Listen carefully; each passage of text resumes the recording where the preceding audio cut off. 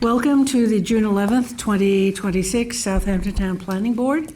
We are here in session and would, if we can have a roll call, please, Gloria? Chair LaFaro. Present. Vice Chair Finnerty is absent. Board Member Mutu. Present. Board Member Fulham. Present. Board Member Glazer. Present. Board Member Schultz. Present. And the Secretary is here. We have quorum. Great, thank you. Can you please join us for the Pledge of Allegiance? I pledge allegiance to the flag of the United States of America and to the republic for which it stands, one nation, under God, indivisible, with liberty and justice for all. Thank you. Do we have some minutes to approve? May 14th minutes. A motion. 14. Motion to approve. Yes. Motion. Kate, second by George. All in favor.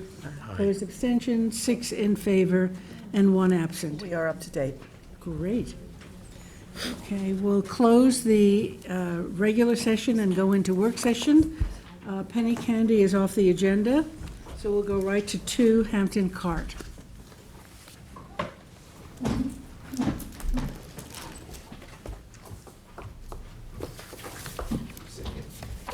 And then introduce yourself. Okay, my name is Peter Bernagosi. I'm the owner of a company called Hampton Carts, or OTJ Assets, and it's a golf cart rental company here in the Hamptons, Southampton area. Was your mom Bernagosi? Yeah, This is just the concept. There's a couple copies. I knew her, worked with her, she was great. Oh, thank you. So this property is something that you saw about 10 years ago, maybe a little less, for a ambulance service, and that has continued to be operated out of the property. You thought that was a good use because the property is a little undersized for the HB zoning district. Typically, you have an acre property when you do HB. So they're operating, but they're selling the property. This gentleman is going to purchase, I think, the property. Under contract. Under yes. contract. And he would like to do this type of use, which is permitted by special exception in the zone. I had to do a little research about where carts are allowed and not allowed. I guess you have to have 30 mile an hour to be able to drive them on a road in These New are York golf State. carts, Golf right? carts. So it would be not a situation where he rents these and people can leave, and because it is 40 miles an hour in front of the site. It would be a delivery, and these are questions I asked him during the process, and then I've confirmed with the chief building inspector who agrees that it is permitted by special exception. But before he went any further, he wanted to get some feedback on the property. So again, it's like a delivery. People would come and look at it, but if they wanted something personal use or for like a, wedding or something, that they'd want a couple golf carts, if they lived in an area that was under 30 miles an hour, then they would rent from him. And where are you storing these, Peter? Currently? Yeah, where will you store them on this property? Oh, so there's significant storage inside. There is an area outside if they were allowed, if that's authorized. I could store some out there. But inside, there is significant storage, and they're small. They're probably 4 feet wide, some of them by 4 to 7 feet long. So I have quite a few. I have off-site storage where I lease space. But the more expensive ones that I use, primarily my business is special event rentals. Parties, weddings, all the stuff that happens in the Hamptons, all summer long. The really nice ones I like to keep inside, and this would be ideal for that. It's protecting I my think we investment. would advise against outdoor storage in the front, certainly. And in the, I don't know. There's a 50-foot requirement, so with the building so close to the road, You it's couldn't pretty do it. hard to do. Maybe on the side, Yeah. that's possible, but yeah. Now, are they battery operated? Most of them are. They do make both. Most are battery.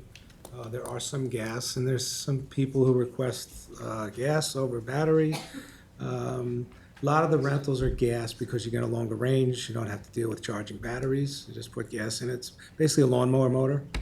You get probably 100 miles out of a tank of gas in them. But there's other people who just want electric. They like the green, side of things, and you just plug it into a regular 110 wall outlet, and off you go. They do that, or you do that? If We- for a short-term rental, I would deliver them a charged car. Okay. Some people want to rent if they have an estate. They want a golf cart for, say, a month or a summer. I give them the cart with the charger, and they're responsible for it. Okay. I guess my only question is, There are an awful lot of roads that are more than 30 miles an hour. Does there need to be any follow-up with town police? Or obviously, I'm not, you're not I'm not allowing currently it, you're not allowing it to them to drive off your no, nobody can property. drive in or out, and 90% of what I have, maybe more than that, is not street legal whatsoever anyway. It's specifically for off-site parking, special events, and private property, closed communities, that kind of thing. So there'd be no in and out, people pulling in and out. We're not driving carts in and out on Montauk Highway, that kind of thing. And any of the compliances are, fairly easy with golf carts. Maybe she was really asking a question about when you deliver it to somebody else, what's to stop them from driving on a roadway? I can't control what people do, but if they sign my rental agreement, they, clearly they have to abide by all the Yeah, rules I'm and just asking regulations. if there's any prohibition from, Yeah. We're just asking what if, because it's a work session, Yeah. so. Yeah, I It valid helps question. when the application comes in front of us. Somebody who calls to rent a golf cart from me, now, majority of my business is valet companies and security companies. We do a lot of business with the regular valet and security that do business in Southampton town. I know what they're doing, they know what they're doing, and I'm not worried about that. Mr. and Mrs. Homeowner, sometimes I call them affectionately, that wants to rent a cart for their property. First thing I do is question them. Where do you want to use it? How do you want to use it? What's your intention with it? Because ultimately, it's my golf cart. If they do something, I know who's getting Liability. called first. So, Where are you located now? Where's your business now? so I lease property, 2044 Flanders Road, behind Rapid Recovery. They have space there. I was in Watermill for about 5 years in the beginning. I'm close to my 10th year in business. I was in West Hampton for a little while, but now I don't have any storefront. And it started out, I just had a couple of golf carts, and I was renting to, one or two large security companies, but it's growing. And, like I said, I'm not protecting my investment by leaving the expensive golf carts outside, and this is a convenient location for me. And the It's right close to my size, house. yeah. Yeah, it's mostly So, storage. just one more question, and that is, when you deliver these trucks, how large is your vehicle It's a pickup truck. So I have a pickup truck, and I have several trailers, so. and trailers? Okay. Yeah, And you have egress, there's enough turning radius to get in there and get out? Yes, we can pull in, and with a little maneuvering, we can come right back out. Yeah, that was my question about site circulation for your delivery vehicle, or whether you needed some space on site to store a trailer or truck. There is space on the side or towards the back that I could probably store a truck and trailer, but, again, I have off-site parking, off-site storage where I can store, any of the larger stuff. I see there's two curb cuts there. Pulling in and pulling out would make things easy, but if that's not available, I can certainly work without it. Is the rear That of the was property as closed. treed, as it shows? The rear of the property, what? It's very treed. Retaining wall and basically goes up on a steep slope. Yeah, there's quite a steep slope there. So it doesn't make actually, for circulation, very good with the car, but for little, vehicles like this, it would be, the circulation would be good. It doesn't lend itself to a lot of full-size vehicles. But for something like this, when I looked at it, I said, this could actually be ideal because I can do what I want to do there. So the trees that I'm looking at are behind a retaining wall? Yeah, you can So see there's a retaining wall, the straight line, and then the trees? Yeah, so you can see the retaining wall on the plan. Can you see that? Yes, here? Yeah, not here. no. 8.1 foot high This help you at concrete all? wall. Yes, behind the Ford trailer. Okay, so you can see there's space behind the building and then what looks like Yeah, trees. I got it. And then there's Yeah, pavement. yeah, okay. Oh, that's a So good view you'll- on the you'll keep screen, your- Jackie. So you can see this is the retaining wall back here. Right. Oh, yeah, okay, See that's it good. better. So, visually, things behind the building is fine. There's 3 large bays that can house ambulances. That's a better view because you see you have parking in the front. as Yeah. well. I wish it was very clear. Thank you. Yeah, it was an Amazon, and before that, it was something else. It was a garage? It was car repair. Car repair, yeah. So, it's then- definitely cleaned up the It sites. was painted white, I remember, the building looked And that nice. curb cut on the west side, east side was closed. And that's what he's asking, if he could open it up again for circulation. But it's a pretty wide, It'd be hard to get even the county to agree to yeah, that, so. that's a very wide opening, so. Frick. Any signage you're it's- planning? I don't need any, quite honestly. Okay. But if it's authorized, I would put something. If On the not, doesn't building, matter for me. It's permitted. Yeah. On the building, Yeah. perhaps. Yeah. But speak to Claire about the Okay. parameters of the sign. Sure. Mhm. Honestly, just the location is really what I'm looking for. Yeah. Some place to operate out of, which And- isn't and if scattered you- around. If you've been operating out here locally, then my concern about the golf carts on 40, or County Road 39 or 40-mile-an-hour roads Yeah, they're not has gonna- already been They're not addressed. gonna work. There is some regulations where New York State does allow what they call LSV, low-speed vehicles. So basically, it's a glorified golf cart with some features on it and a VIN number, which will let you register it in New York. If that were to happen, nobody can drive in and out of there anyway, so they have to be in, roads that are under 30 miles an hour anyway. So, there is locations within the township that applies. Sagaponack is an ideal location for things like that. Southampton Village. Southampton Village again. But I don't, that kind of business is not really, that wouldn't be the bulk of anything that I do anyway. It's really just the rentals where somebody calls and says, hey, we're having a wedding, we're having the Palm Tree Festival, and we need this many golf carts. Can you bring them to us? You deliver and you I pick deliver up. them and I pick them up when it's over. Right. Yeah. Okay. And then I do my own repairs inside and. So you don't have like a flatbed that you load on to? Well, I have several trailers that are basically flat on top, but nothing is big like a tractor trailer. Most I can take is 4 golf carts at one time on a trailer. And that's just a regular pickup truck with, a standard trailer. Yeah. Landscapers like. Yeah, kind of like a landscape trailer, no sides on it, we strap them down. So just when you're submitting your site plan, actually showing that circulation and how the size truck and trailer together would navigate through the site is useful for us. Yeah, circulation. Plan. Any other questions? No. Great. So there you are. All right, Good luck. thank you for your time. Thank you. So I'm closing the morning work session, the afternoon work session, and going into number 3, Scuttle Bridge. Claire. This is 2166 Scuttle Hole Road in Bridgehampton. I'll get them. Do you want me up here, or? Yeah, Sit at the table, I'm you gonna could go sit. through everything and then you'll address the board. I put the aerial up on the screen there. Everyone remembers this property, 2166 Scuttle Hole Road. It sits just to the south and across the corner of the Frick property. If you remember, Yes. we did a subdivision, took some time. Yes. This is a CR 80 zoning district, agricultural overlay district, and the aquifer protection overlay district, so we have that. And according to our town GIS, it's shown as being within the New York State archaeological sensitive area. I spoke to Linda about that, questioning the New York State map, and we will certainly take a look at it and make sure that in fact it is. But that's what our GIS shows.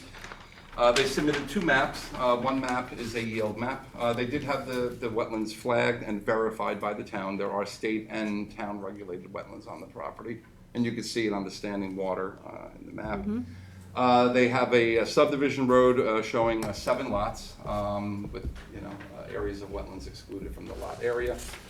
And their proposed plan is a reduced density 4 lots cluster plan. So they're showing the 4 lots lined up with flag strips and a common driveway along the westerly portion of the property, and then half the property in the easterly portion containing the wetlands being preserved as open space.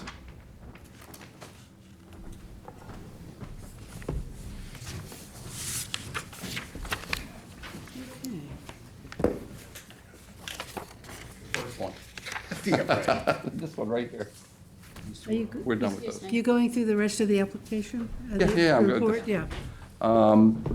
So you have the draft pre-app report, so we'll just go through this. So we did our referrals, we had a public hearing, did our referrals to the agencies. We have comments that have been incorporated in here. So the first page, obviously I went through the site description. It does have like I said, the tidal wetlands, the freshwater wetlands, and they have been verified. And they do contain prime agricultural soils as well, I think for the majority of the property. If you go on to page 2, they submitted, as I went through it, a standard plan, the yield map showing 7 lots in a subdivision road, and then the PRD, planned residential development plan, the cluster plan, 4 lots and 8.3 acres of open space, which is 50%. Comprehensive plan, no specific recommendations in the comprehensive plan pertaining to this property, but in general, issues of open space preservation, mandatory clustering, and farmland preservation, and trail preservation are some overall underlying themes of the comprehensive plan that I think impact this property. So we try to incorporate those. And to that point, this is a cluster plan, so we are looking at open space with the clustering here. And as you'll see when I go through this, based on comments we got from the DEC, the Agricultural Advisory Committee, and the Conservation Board, notwithstanding the fact that it is in the agricultural overlay district, the property really hasn't been farmed, and you'll see the ag doesn't think that the open space really would be a farm piece. It contains the wetlands, and this would really be more of an open space preservation as opposed to farmland preservation. It's a minor subdivision review. We don't have a new road here. SECRA, this is, because it is in the agricultural overlay district, it's a type 1 action under SECRA, so that will require coordination with all involved agencies. The applicant will have to submit a long environmental assessment form, and as the property appears to be in the archaeological sensitive area, they would have to do the phase 1A, 1B archaeological assessment. The park requirement, so the park requirement for a 4-lot subdivision is approximately 8,712 square feet. Probably not going to require a separate park on this property, so the park could be satisfied through payment of a fee or through dedication of open space with the potential for a trail easement, and we do have a trail connection recommendation from the Trails Advisory. So as we've always done, if there's open space dedication and we could get some public access through it, that will satisfy the park requirement. In this case, the park fee for that area is based on 4 lots at $25,027.94 per lot. So the park fee would be $100,000 plus for this subdivision.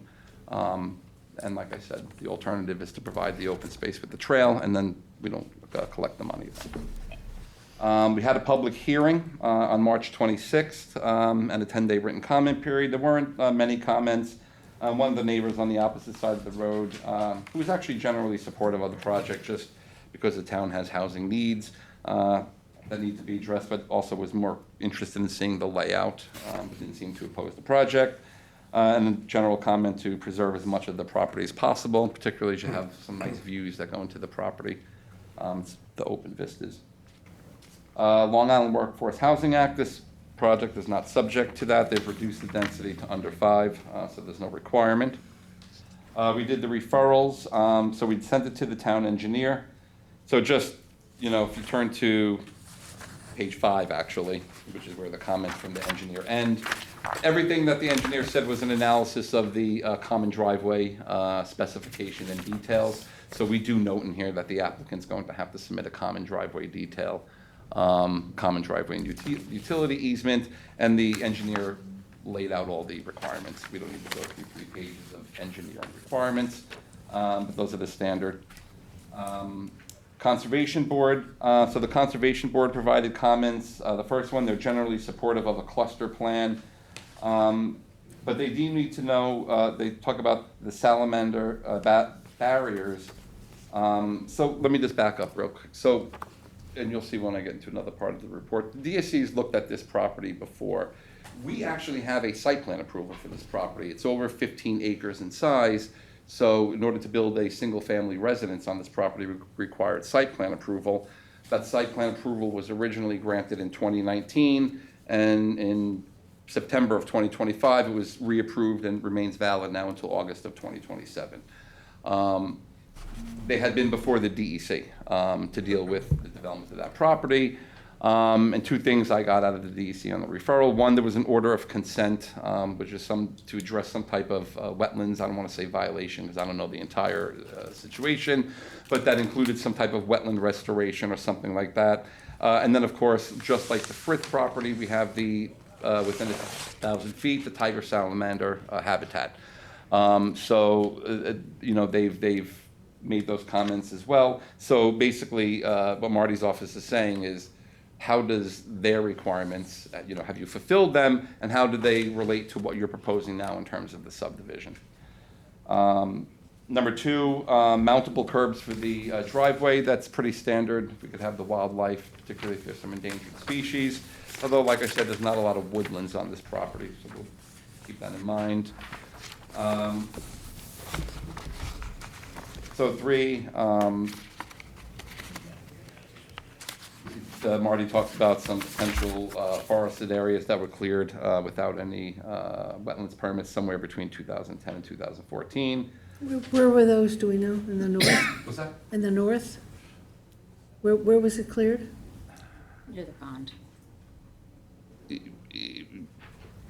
It's hard to say, but you could look in 2004. Well, he said, let's go back to 2010 is what he said. It says northeasterly portion of the property had been cleared without the required state and town freshwater wetlands permits between 2010 and 2014. Yeah, there was some clearing there. It's noted, it's documented, so we'll, Okay. Obviously, this is a pre-application, so we're identifying the issues. And it looks like the part that was cleared is what they're trying to keep open space now. The Yes, open it's in space, there, the yeah. open space dedication.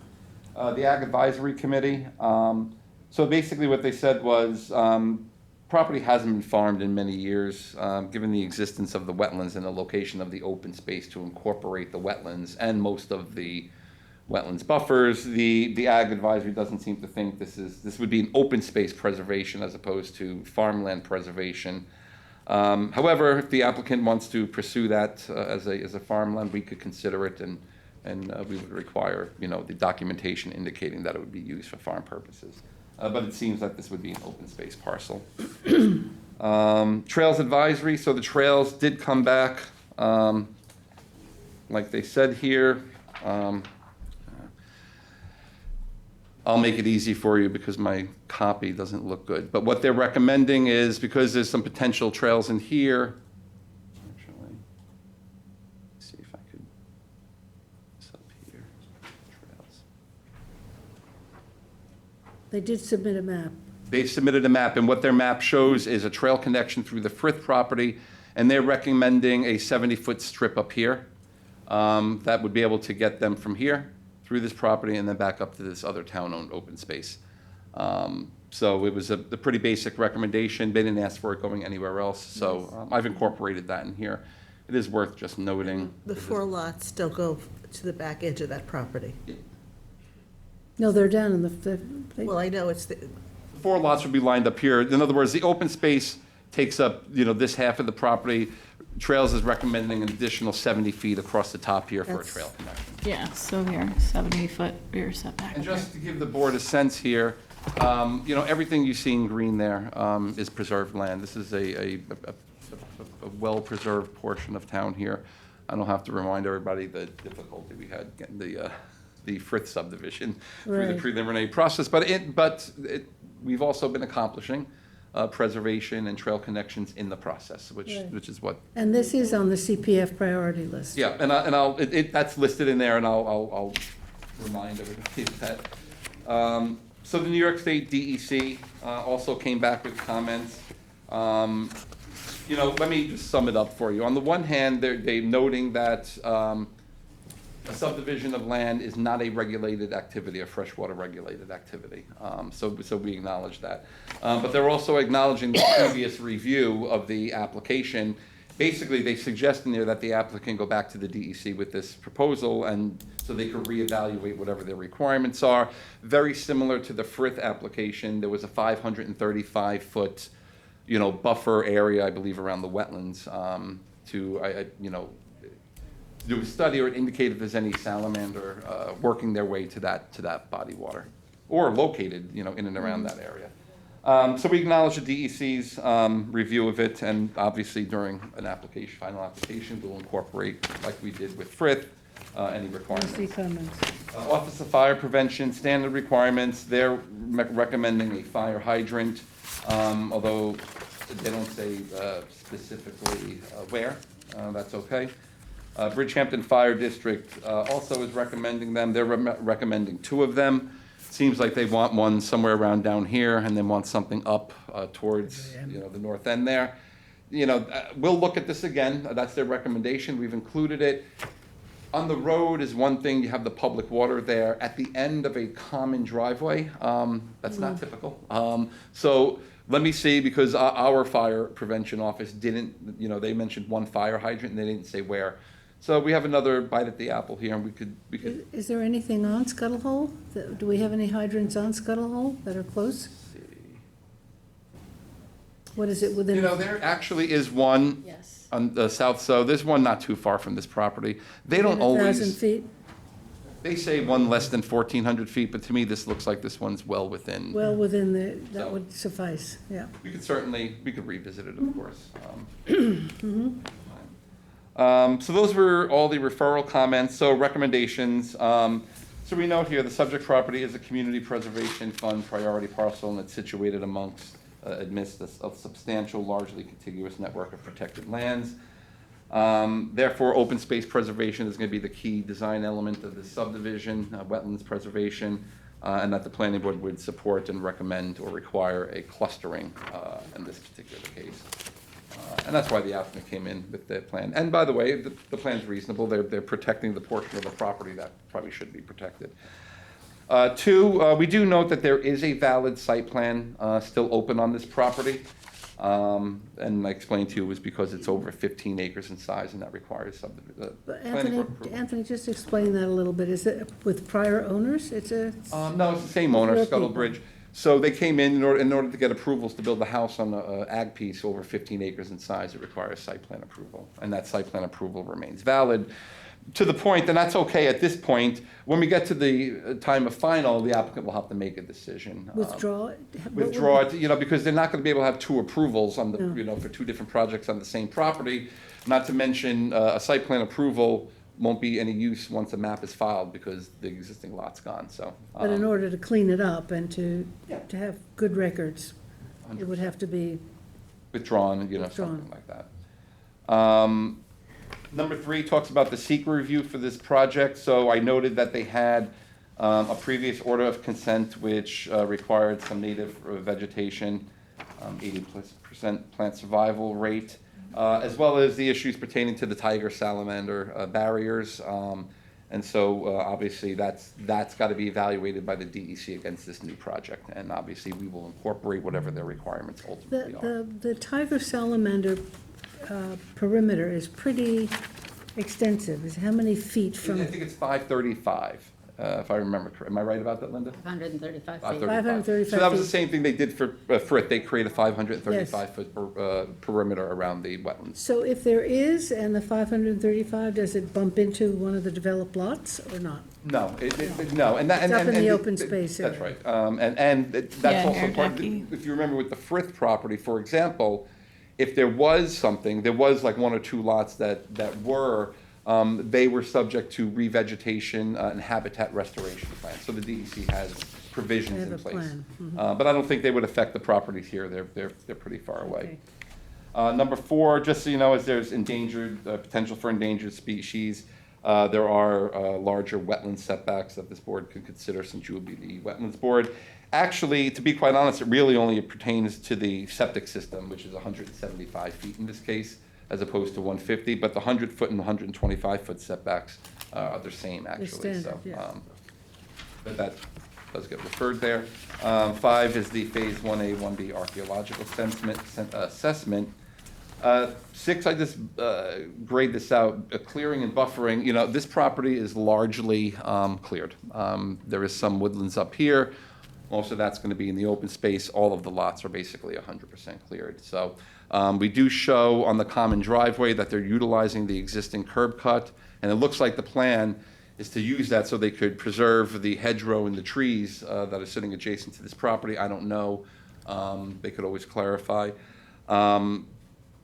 You know, so I don't know, you know, it's hard to, properties that are that clear, to go back and say, bringing them into 50% or something like that, that's a major revegetation plan.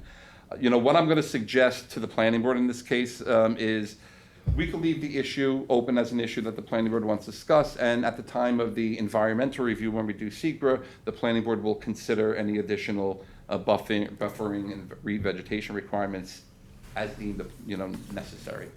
It's sort of hard at this stage of the game, because like I said, most of the woodlands that do exist are going to be in the open space parcel. Do we address the two planted patches, areas that are on the, It is, we will have to, I didn't explicitly, but it is noted in there from the town engineer that anything in the open space parcel would have to be removed. okay, So we'll put something else in there, Please. Jackie. 7, the applicant will need to indicate if the open space parcel is to be dedicated to the town. That's their option. I think it's preferable in this case. There's a lot of town owned open space, and certainly then we could address the park. Number 8, the planning board supports the recommendation of the Trails Advisory, and then is going to recommend that a trail buffer of 70 feet along the northerly property boundary be provided. And that way, that could be as part of the open space parcel. It could be a separate trail easement. We give the applicant some options. 9, a single common driveway and utility easement will serve all 4 lots. It appears that it's being, like I said, done this way to preserve existing vegetation. The applicant should clarify that. It's also got to be a little better defined on the map right now exactly what area of the flag lots is covered within the easement, which is fine. That's pretty standard. And we can do that at the time of the final application. 10, compliance with the town engineer comments regarding the common driveway standards and providing for mountable curbing for meeting guidelines for the conservation of tiger salamanders. Compliance with the comments of the Office of Fire Prevention and the Bridgehampton Fire District for the installation of fire hydrants or hydrants. Compliance with the Southampton Office of Fire Prevention regarding driveway standards. Street numbers should be obtained from the town assessor's office. And a final application would require health department approval. do we have any further information on that thin strip that comes off the top of the property that is owned by the, Are you talking about it almost looks like a flag strip? Yeah. Yeah, I don't have too much other information. All those lots back there were subdivided You know, years and years and years ago, decades ago, before there was a planning board. And there was some kind of hookup to somebody else's land there that goes back a long time. I'm a little unclear on it now. I looked it up at one time, and I can get you some information on that. But it's just a tale Yeah. at the moment. So it's- if you look at the historical maps here, you can still see this tail still existing. Lots of all sorts of, you know, change over the years. But my guess is, you know, with the lack of a planning, you know, back then, there might have been some planning in someone's mind to be able to have access to some other lots, that knows? potentially connect to another road. We find these strips all the time, and so it's hard to say, but it's certainly not going, it's But it's sort of going to part- remain as a little appendage to a lot. it's part of the deed, Yeah. it's described property, Oh, yes. and it's in your ownership. So Yes. that's what I'm getting Oh, at. It's gotcha, not- gotcha. No It's question not about it. some It's- orphan it's- piece somewhere. No, No. it's outright owned. Yeah, and it's vegetated. It's Yes. vegetated. And by the way, I want to, if I can, are you finished? Okay, if I can, those properties all underneath that tail are all developed. And I'm sure that the property, the northernmost property of those developed, you know, appreciates having that buffer there. And it abuts town-owned land? No, well, it abuts, it's not, I don't know that I don't think it's town-owned. What's going on with the? Looks like it. I hear rumors about the old farm. Suffolk County, there's a Suffolk County land There's there. some So Suffolk there is County Suffolk County land land there. there. There's the shooting preserve that I don't think has come before you at all, but I hear rumors about it coming before you. I don't know what's It going was on. before us some years ago. But not recently, and it's changed hands, and there's been activity there, which I've reported, because we worried about it encroaching onto our land. But I also want to say, I just want to address a couple of things here, a few key points. One is in terms of I'm a little bit blindsided here because we went to the DEC, it is true, specifically to their habitat people about a takings permit. And I have a letter from them, which I provided to the town, that says it was not a full-blown, it wasn't this application, but it was an application that showed 2 houses, not 4, but 2 houses along this side with a driveway up this side and open space all over here. And at that time, they gave us a letter that said no takings permit would be required, that there wasn't going to be any need for a takings permit, but they were going to require certain, the usual kinds of curbing guidelines and certain sediment control things, but all of which my client agreed to. I mean, we understand that the area within 535 feet of an area that's been flagged, although as far as I know, no salamanders have ever been found there, is got to be protected. I don't have a copy of this letter. I don't know who signed off on it. I know who signed off on ours. We're going to need some time to go back and see what changed. You have to show the DEC a current map. I'm just referencing, that's the comments they gave us. We're not the DEC is gonna handle this, and they've acknowledged that, and, we're not. Right, but I'm a little perturbed only because I've been back to the department asking if there's anything new been submitted, and I haven't seen this. Have you showed them the new map? No, I haven't been back to DEC.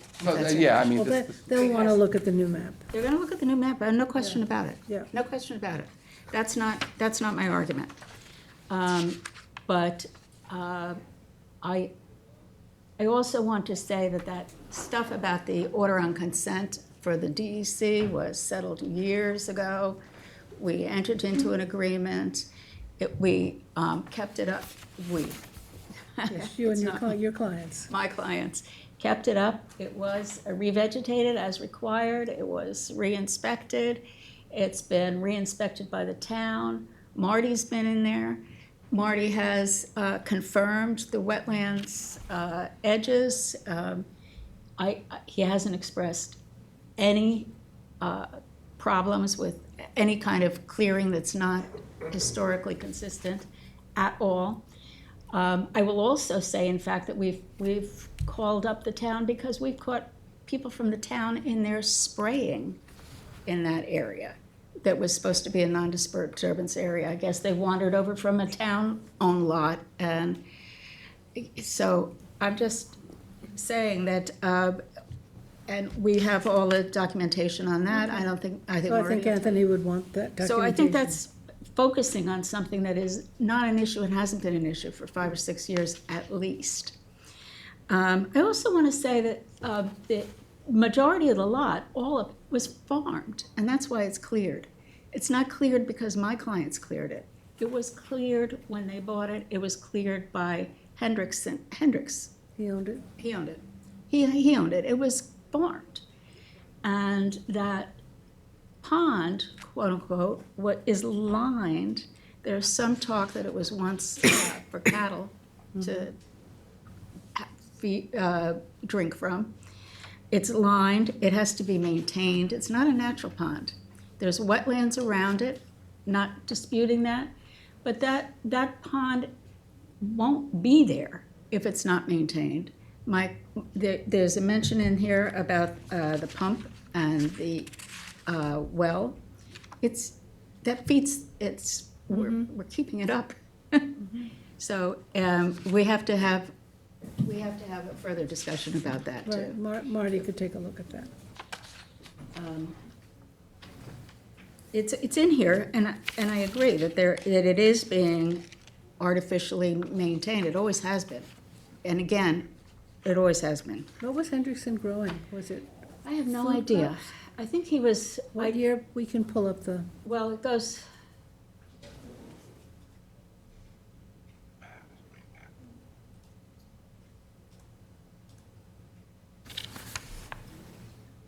I'm to say, it was How probably far row back are you, crops back, Anthony? that's going back to the 70s. well, it was. This would be prior to 70s that was- even. And you can see some of the areas where there was like a truck garden, where there is now. Yeah. Yeah.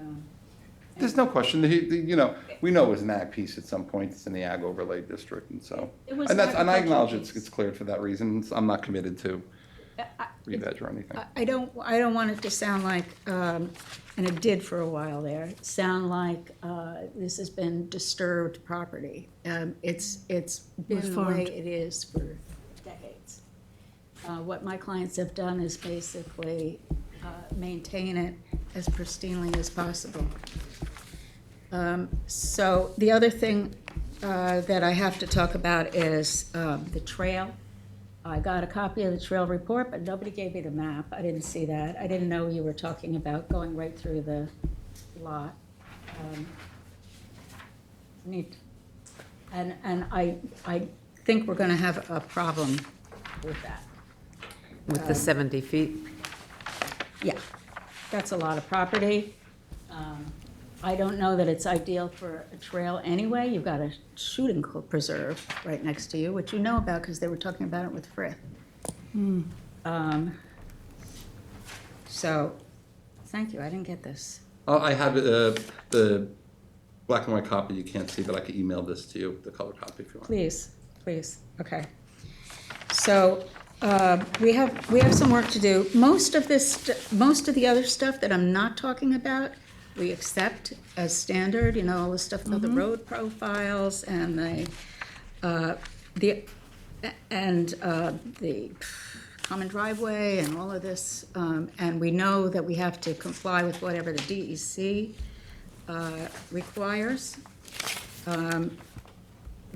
I was a little surprised too about the archaeological assessment being in here because I subscribe to the GIS. There's nothing in the GIS showing agricultural soils, but I'm told by, just now, that it's on a state map.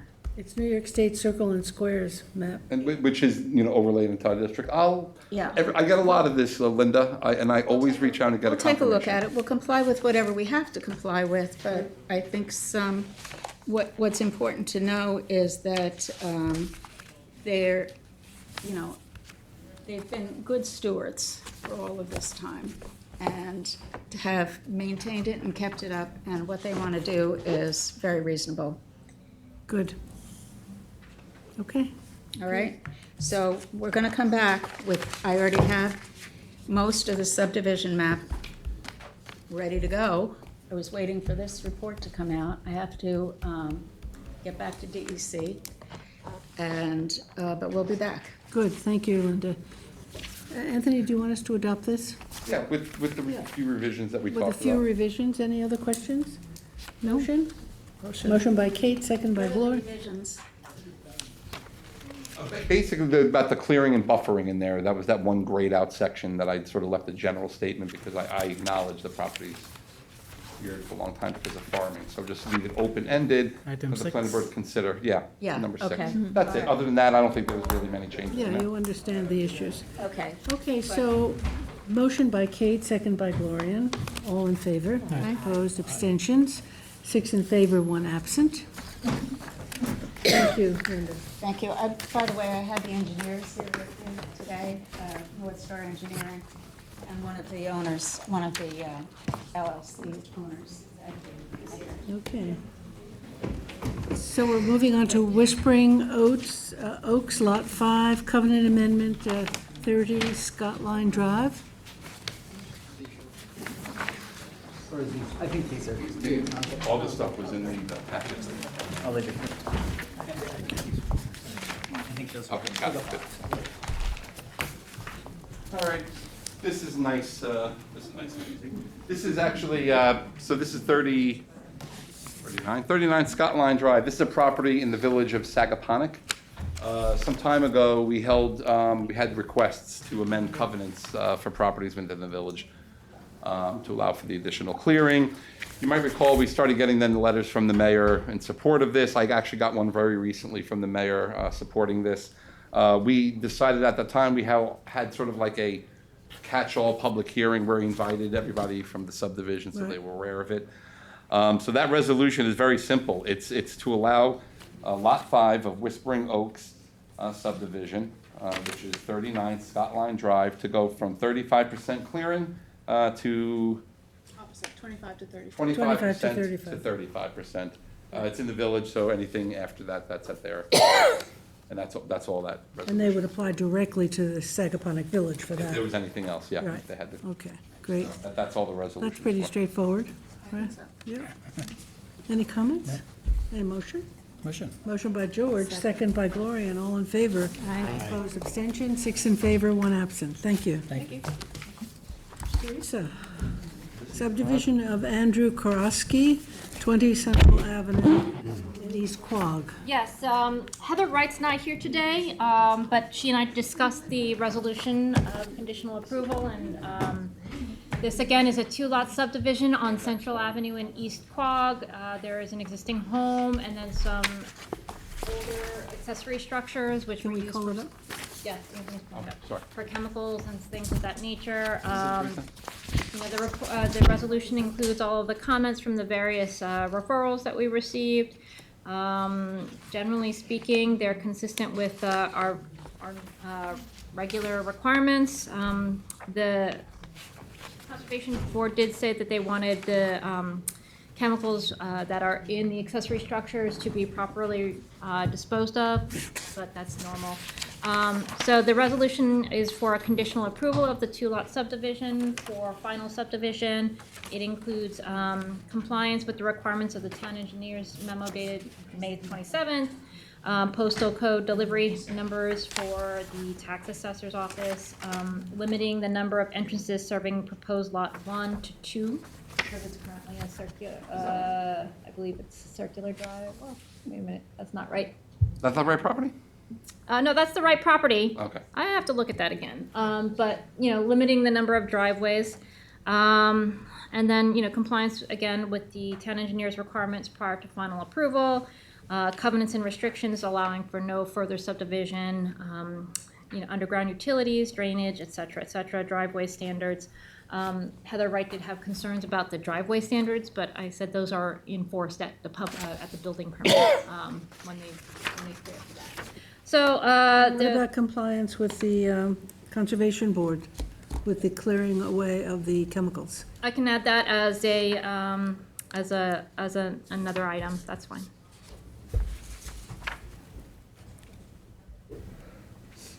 Okay.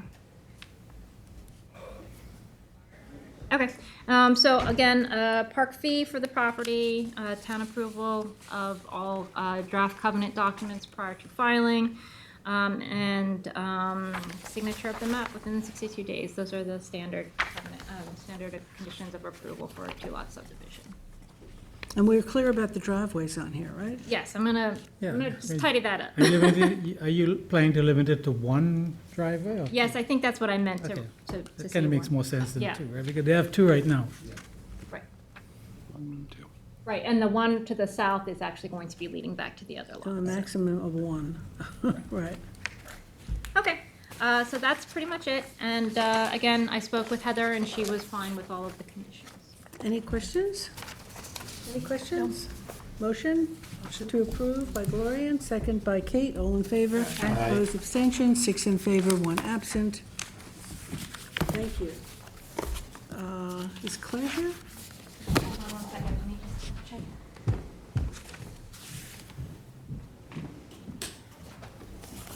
Claire, you're up. Okay.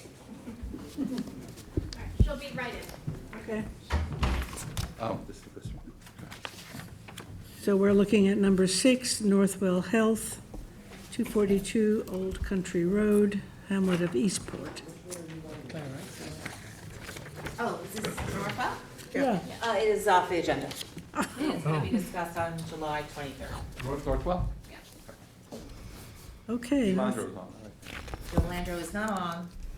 It is off. Delandro is off too? Yes. Okay, so number 7, Farms, yeah. after we redid the whole agenda to I include know, it. sorry about that. All right, number 7, Delandro Farms is off the agenda. Then we're going to Charos, and that's Teresa. 32 Montauk Highway, Watermelon. That's you. Thank you. Claire, did you send Carlin? Yep.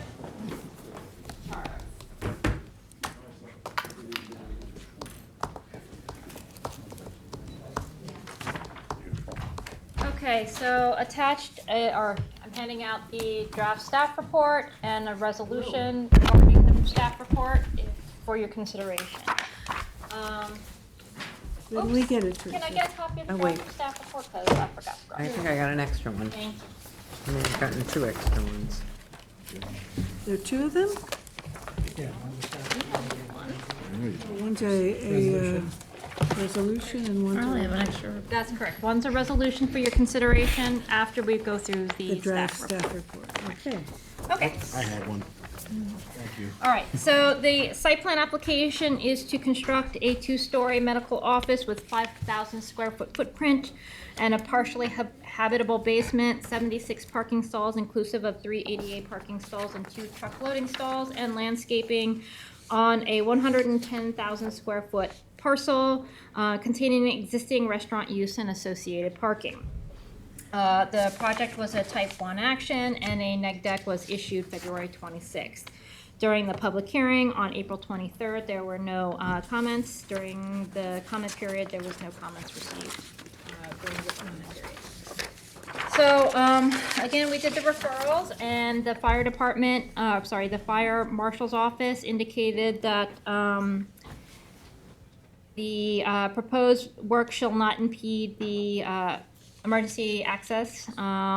They shall provide street numbers, and drainage and septic shall be relocated out of roadways or capable of supporting heavy apparatus, so, drivable covers. Dumpsters in accordance with the, shall be screened in accordance with the town code, and then making sure that they don't impede emergency service equipment. The town engineer had some minor revisions that they wanted with respect to like how things were worded, and those were outlined on the December 2025 letter. The town conservation board did an assessment, and they had recommended that the existing naturalized vegetation on the south side of the cross access be preserved, which we had discussed, and they had agreed to preserving with the allowance for removing any garbage in the area. Let's see. They recommended developing the disturbed areas where practicable, which is discussed. One of the things that they are recommending is mitigated measures for climate action. They are proposing EV chargers. The Con Board is also recommending solar panels, roof-mounted. One of the things that they are saying in item number 4 is that they should consider alternatives to asphalt, but that would probably necessitate them going back and doing a significant new engineering for the parking. But they are providing the required amount of parking landscaping for the shade trees and things of that nature. I just want to interrupt. On number 3, the last 3 sentences I found particularly useful, because it's not something that we see very often, and we should, and it's about parking lot design. Incorporating green parking infrastructure by using light-colored concrete, it's not a big lift to do that, reflective coatings on asphalt, or permeable vegetated pavers. So, and trees. Well, we do have that in the code already. Every 20 parking spaces, there has to be a planting. 25 square feet of parking, of landscaping per X Right. number of parking So spaces. I don't this is a remember exactly. big parking area. Correct. And I would say that we really should try to support these sustainable green additions. I am very much in favor of that and quite concerned that we don't have more hard and fast rules Yeah. that say you must do this, Right, because we know better. yeah. And we're building all these commercial, commercial buildings up and down County Road 39, and we're really not doing it the way we know we should today. So whatever we can get from applicants, I don't think it'll be an issue. I think we need a little more guidance. What light-colored concrete are you looking for, and what, Well, maybe we can get that from conservation. We can get that from conservation. Yeah, I think Marty Yeah. will be. permeable vegetated pavers? What- Those are like grass pavers. Yeah, Grass do you have a pavers. specific design or type that you're looking for? Or- Well, let's again get a I mean, recommendation. that's another thing that, that's something that you would probably need to discuss a little bit with the engineer too, because you have to make sure that you can still have weight-bearing covers for your septic system, right? So those are the But that's- things that So need to let's- be let's weighed, keep it- right? I know, but let's not We say can keep that. it vague for now. I'm Yeah, just saying, we're let's- gonna need a let's little not have the more. tail So- wag the dog. So Yeah. when we get to the resolution, Well, let George wants to say something. But I want to say, I mean, these are all great ideas you start thinking about, but, for years of dealing with maintaining parking lot services, I'll say something here, be very careful about opting to use, lightweight concrete instead of asphalt, Light colored. or light-colored concrete, or even any concrete and asphalt things, right? Or even reflective coatings, or grass pavers in parking lots going to be used by people going to a medical office. When you have to plow snow and all of that stuff, they get damaged, and it becomes very expensive to maintain and repair. You create trip hazards for people trying to go into medical offices by things that are not maintained properly. So, it sounds great, but there are other options, there are other things to consider from that point of view too, that you might need to, it's something new, I don't know if you should pin it down right now, but it's something to think about. And we have to start somewhere with parking lots, which are, they're heat, our parking sinks. lots are really behind the times. When you go to other towns, particularly up like in Northampton, to some of the museum institutions up there, the parking lots are fabulous, with trees, plantings, and grass pavers.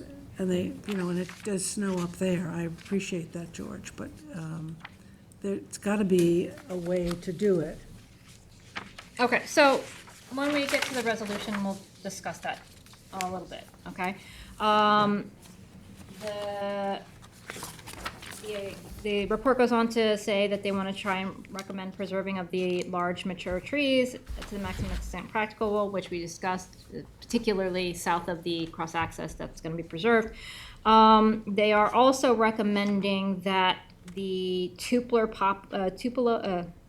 poplar be replaced by red maple or American holly, because of the fact that the poplar is a host tree for spotted lanternfly. And as there are two large farms in close proximity, we don't want those host plants too close. So I am recommending that those be substituted with red maples, which would also provide excellent shade, right? Because they are branching and they do provide good shade.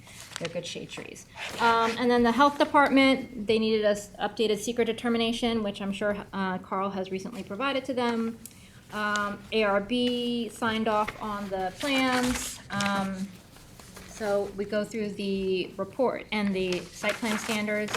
Generally, the site plan standards are, they demonstrate compliance. Again, the one question was on C, the landscaping with respect to substitution of the poplar tree with red maple. I'm assuming you're acceptable to that?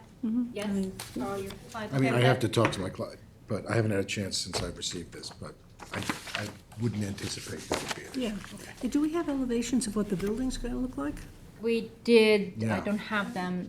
Yeah, You it's, have I it, think Carl? it's white siding. It says white stucco with red No, trim. I think it's a, I don't think I brought them into the ARB packet. Building will be, consist of cedar white stucco, composite. red cedar composite, dark gray metal standing seam roof, full landscape. You don't have it, Carl. I don't have I the, don't have the Nobody color has it. renderings. no, that's in the ARB file, but I can provide it to Teresa. Yep. I'd like to see it. And then we went through the rest, and they are generally compliant with the rest of the standards for the site plan. And this is, does not require special exception approval because it is a permitted use in the zoning district. So this is the staff report. It's dated June 11th. And then the resolution before you does have approval and adoption of the staff report. And then conditions of approval. So, Can I just ask a question about the traffic? yeah, So they have cross-access, and we're encouraging people to use the cross-access? correct. Are we prohibiting exits and entrances onto 27? No, because they already have an existing entrance onto 27. Entrance, okay. Yeah, for the restaurant that has been pre-existing. And, No, it's the same lot as the restaurant, it's not Yeah. an adjacent lot. right, The restaurant's in the front. yeah, no, I know that. But someone coming out, if they wanted to go around the, is it Northwell Health now that's doing the medical building? That one? That will be NYU Langone. That's subject to pre-submission conference this evening. So we have to go through that. That's a whole separate thing. But yes, you could go all the way from Flying Point to Montauk Highway there. Yes. And make, and go east? And go east. Yes. Okay, no Yes. left turn. No, we can, Because I see people doing Are you it talking all the about- time. On the northern lot you're talking about now? Okay. You can do But whatever it- you want on that. But it, no, but it affects everybody, because you're all part of a campus essentially, you know? People are gonna leave your building, Yeah. and if they wanna go east, they might decide to go use that. That southern cross-access is very underutilized right now. So It I think is. that's gonna change with these redevelopments. Yes, absolutely. absolutely, yeah. Okay, so, right now, the conditions of approval call for revision of the site plan to preserve the existing vegetation south of the cross-access, compliance with the town engineer's comments, replacement of Tupelo poplar with red maple, and relocating monument sign to a conforming location, because currently where it's proposed is not conforming. I guess we could change 1 to 2 and then renumber, and then add for section number 1, the applicant is advised to explore pavement alternatives, and then any pavement alternatives would be E on condition, what will be condition Any 2? green alternatives, yeah. As recommended by the Conservation Right. Commission. So- Uh-huh. Okay. Yes. Okay. We have a site plan on this, right? Does the parking lot show the green plantings every? Yes, it It does. does? It's part of the landscape plan as well. And then also that they'll submit the required notarization and the complete sets of the site plan for signature, and then the general comments and conditions of the site plan, including screening of HVAC material, submission of the covenants and restrictions, inclusive of a copy of the existing recorded covenant, so that we have it for the record, because it's not part of the current record, but there is one existing, and so on and so forth. Those are all the standard conditions that we use for our site plan approvals. And then finally, prior to issuance of a CO, a maintenance bond for a minimum of 2 years to ensure survivability of the landscape. In your general conditions, number 3, is this a town suggestion that you want only 24 hours? The permittee shall notify the planning board at least 24 hours? They generally have like a pre-commencement meeting with the town engineer. Engineer. Yeah, but this is just to notify us so that when people call, just send us a letter in writing 24 hours ahead saying we're starting tomorrow. That's sufficient, 24, Yep. not 48, Yeah, 24, all right. well, because again, they're meeting with the town engineer prior to. Okay. All right, you guys are busy, so. Well, anything more? Teresa, I just, a question on 1C on the replacement of the tulip poplars with red maple. I mean, it wasn't just the red maple, right? There were a few other native species that would have been. Right, okay. but the other alternative that he recommended was American holly. Right. But that doesn't provide quite the shade That, red. So this is decided that that's where you're gonna I am go? recommending the Okay. red maple because again, to offset some of the concerns with respect to the pavement, that would also provide help Shade. with offsetting some of those concerns. That's why I recommended the use Great. of the red maple instead Understood, of the thank you American for holly. educating me. Any questions more? No. Carl, any questions? Okay. Motion to adopt the report by George, second by Leslie. All in favor? Opposed, abstention, 6 in favor, 1 absent. Thank you. Do we have to adopt the report and resolution separately? No, just the resolution. Okay, we're going to number 9, North Edge Stables. Yes, this is on for development action, and it was on to deem the application incomplete. However, and for the record, the attorney submitted a letter on behalf of the application requesting to withdraw the application. So North Edge Stables has been withdrawn. Formally accepted withdrawal. Yeah, and we accept that. Okay. Thank you. Claire, is Claire here? Yes, Claire's here. Of course, I'm looking at you. Watermill Building Supply. So Jackie, do we have to do any kind of resolution accepting the withdrawal, or is that just? No, you acknowledge No, that for we the record. acknowledged it in the Okay, record, that's yeah. fine. Yeah. Okay. And your names for the record, please. Fischett. Good afternoon, Robert Fischetti, the attorney for the applicant. I have with me today Vincent Gaudiello from Rayner Group. I also have with me Thomas Nickpon. He is the Chief Operating Officer of Watermill Building Supply. Somewhere, yeah, okay. He's just here in case we have if there's any questions. We also have the William Novak and Elizabeth Cohn from WSN Architects on Zoom in case there's any Zoom. questions about the plans, and Steve Naroda from Aris Do you Design. want us to let them in on Zoom? We can, or only if there's If we questions need for them. them. Yeah. Everybody's sort of standing by in case there's Okay. questions for their particular Okay, piece of things. So the last meeting, you had approved the subdivision map. And the map was supposed to be signed today, but there's a couple. It was not, because it wasn't here. It wasn't here to be signed. It's at the health department being signed, so we'll have it Yes, soon. you'll have it. The health department only signs their maps on Fridays. Okay. Between 9 and 10. Yeah, it's very convenient. I think I'm serious when I say that. Good, I am too. So a lot of you are familiar with this. This would be approving the 2 buildings. The one building is staying the same on the property. The other series of buildings are being taken down in the back, and that's a new storage building, and then of course the new Plumbing supply. right, on the property. So we've looked at the plans that provided the architecture. This is the landscape plan that's in front of you. And this would be to look at the site plans. So that, there's a resolution and then there's a staff report attached.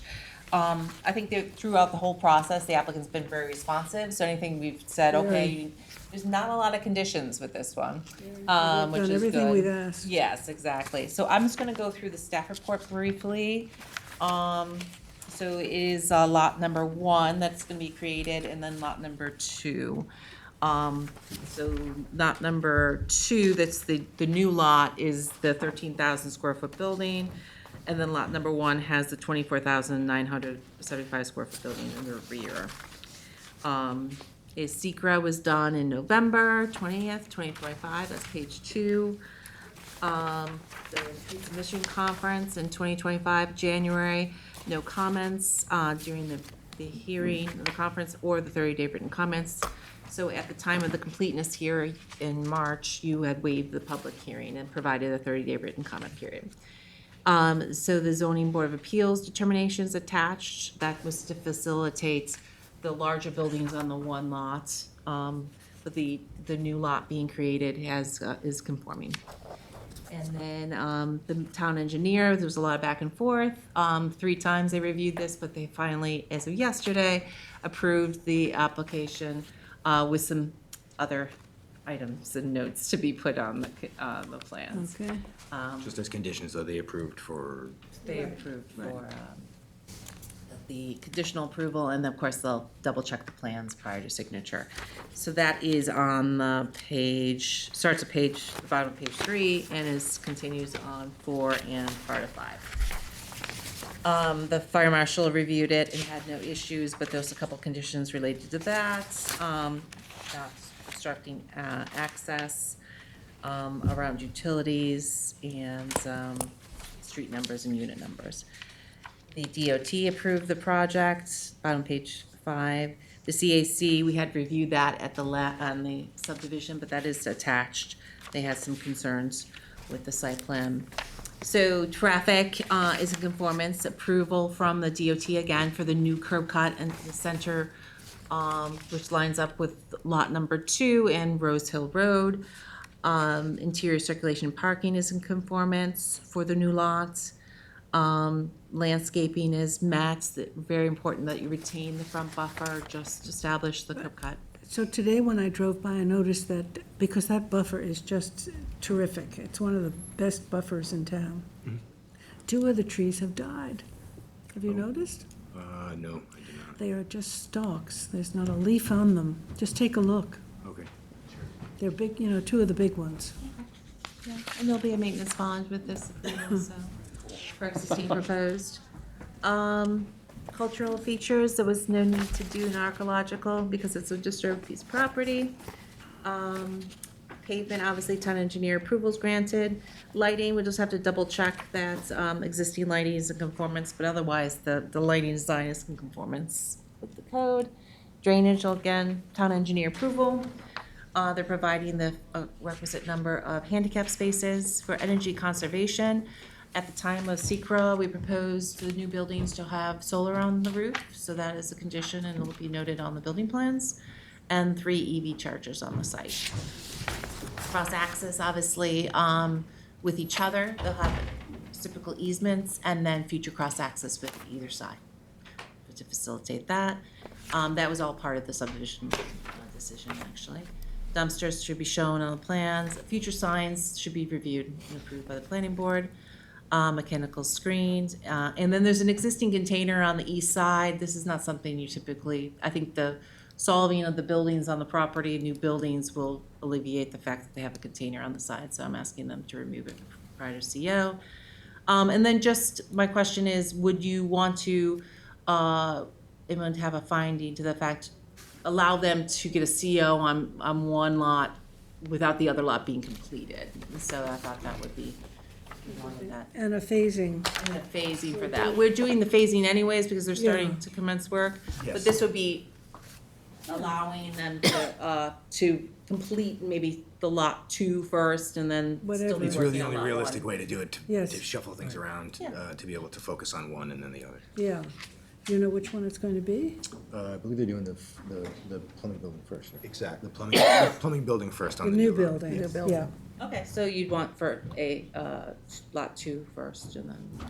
So Yeah. finish that, move the plumbing stuff into that building, and then Yes, and then they can move things Oh, around. then- They can do reshuffle the rest. Yeah. That kind of And makes sense. Did you manage to do what you needed to do about the access road? We gave you permission to do something a couple So- of weeks ago. Yeah, go ahead. I was gonna say, so, that was, yes, and we appreciate that, it was conditioned on, signing the subdivision map, which we're right on the 1 yard line for. And then on the phasing, we submitted a phasing timeline and plans to the town engineer. And I know they were addressed in the memo, but there wasn't, you wanted them to have like a separate memo, I guess? or- Separate They document. addressed in the memo, said that it was fine, but they needed a couple little notes. So, one more, like, yes, we're good with phasing memo from them would be Yeah, we should know, yeah. Yeah, and then, so, but before we do anything, yeah, we'll get that, and then that way they can start off just that, as we discussed, that front. The SWIP needs to be approved also. Which has been submitted for a while, so they're working through all of it. We're on board with, we have a meeting on Monday with them just to button that up also. Good. So then this would be, I'm gonna add a finding related to the phasing for lots number 1 and 2 with the COs. And otherwise, it would be, to approve the staff report. And the conditions would be to 1A is, compliance with the public safety. D is the town engineer comments. C is all lighting mounted on poles in the building should be mounted no more than 10 feet above grade, and D is to note the dumpster location. C, enclosed and landscape pursuant to the code. 2A is the solar panels noted on the new buildings, and then the general conditions, which is project limiting fences, HVAC system screens, no dusk dawn lighting fixtures, lighting shielded, all existing lighting to be brought in conformance, no proposed work shall impede emergency vehicles, street numbers, and proposed exterior changes around the building. And proposed building shall not obstruct access to utilities, 3 foot clearance, affidavit, 6 sets of plans. 5A is container in the east building, building number 1 shall be removed prior to issuance of OCO on lot number 1, and the maintenance bond for 2 years for landscaping.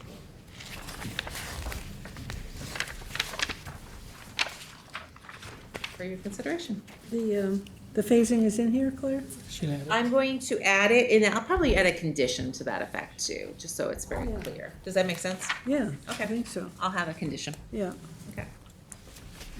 The only other thing I didn't hear was related to the lighting plan. Was that? I might have missed it. It was in the CAC's letter that they were concerned about just seeing a lighting plan to maintain the dark sky compliance. And I think on a couple of others, we did kind of, I can't remember, it was like a photometric study, basically to show how your lighting, if it reaches only to the edge of your property. So they do have that, In there? and if they show 0 to the edge of the property. Great. So I double checked that. Let's see, I had pulled it out and left it on the floor of my office where all my good things are stored. It's in there. Yeah. It is in there. Okay. Yeah. But it is a plan. I definitely I checked all the zeros on the property lines, and then I checked the Colvin too. Great. Okay. Thanks. Also, just to mention, Claire, and to mention to you, we had a fairly substantial parking lot that we just looked at, and we're trying to look at pavement in parking lots, maybe grass pavers, I'm not sure that's the best.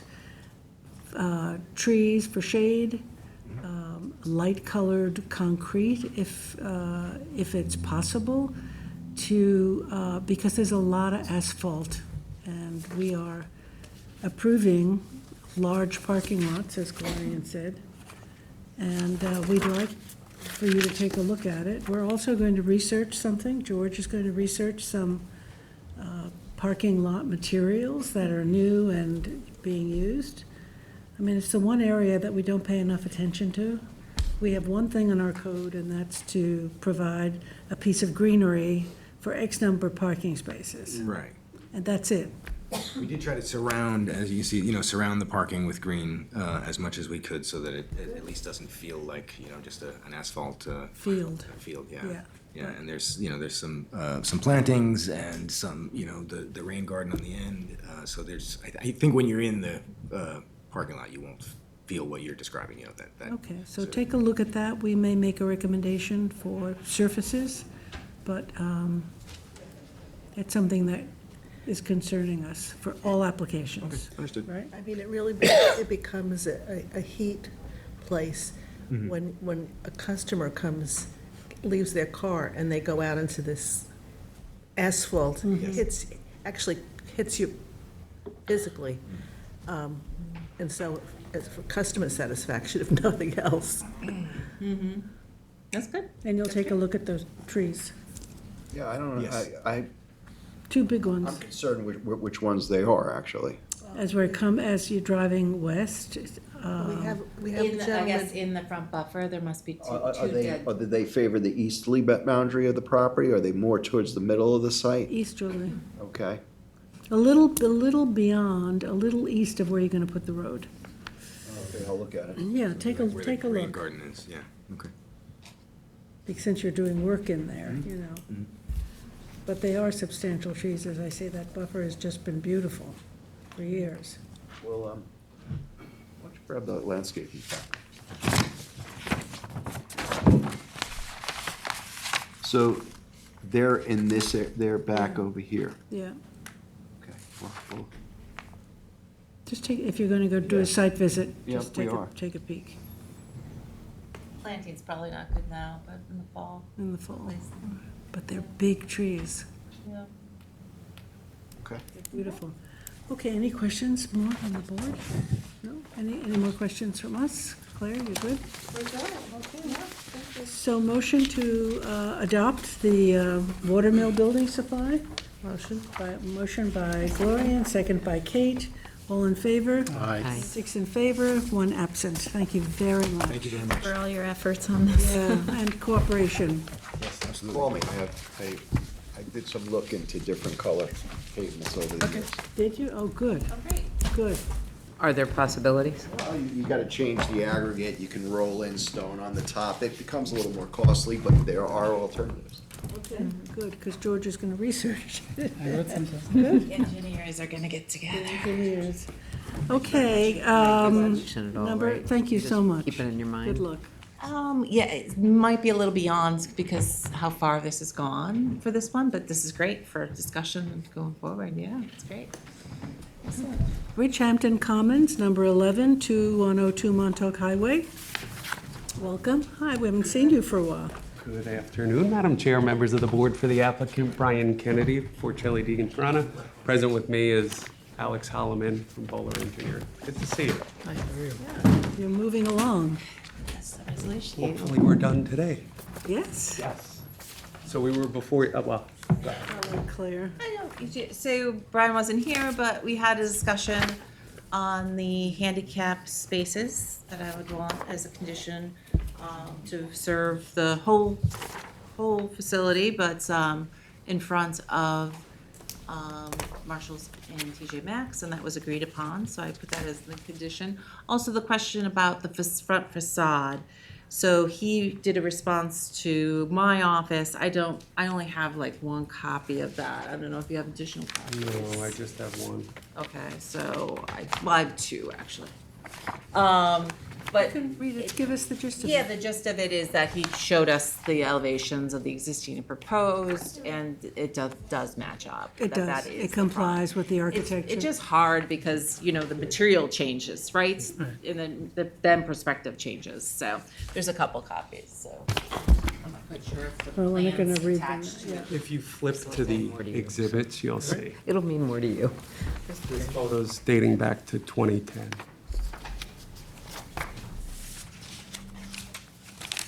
You want a copy? Did you have this? Yes.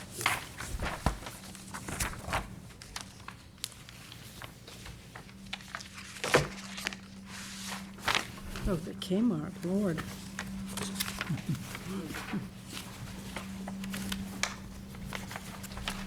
Caldor was before that, right? Caldor, Kmart, remember Caldor?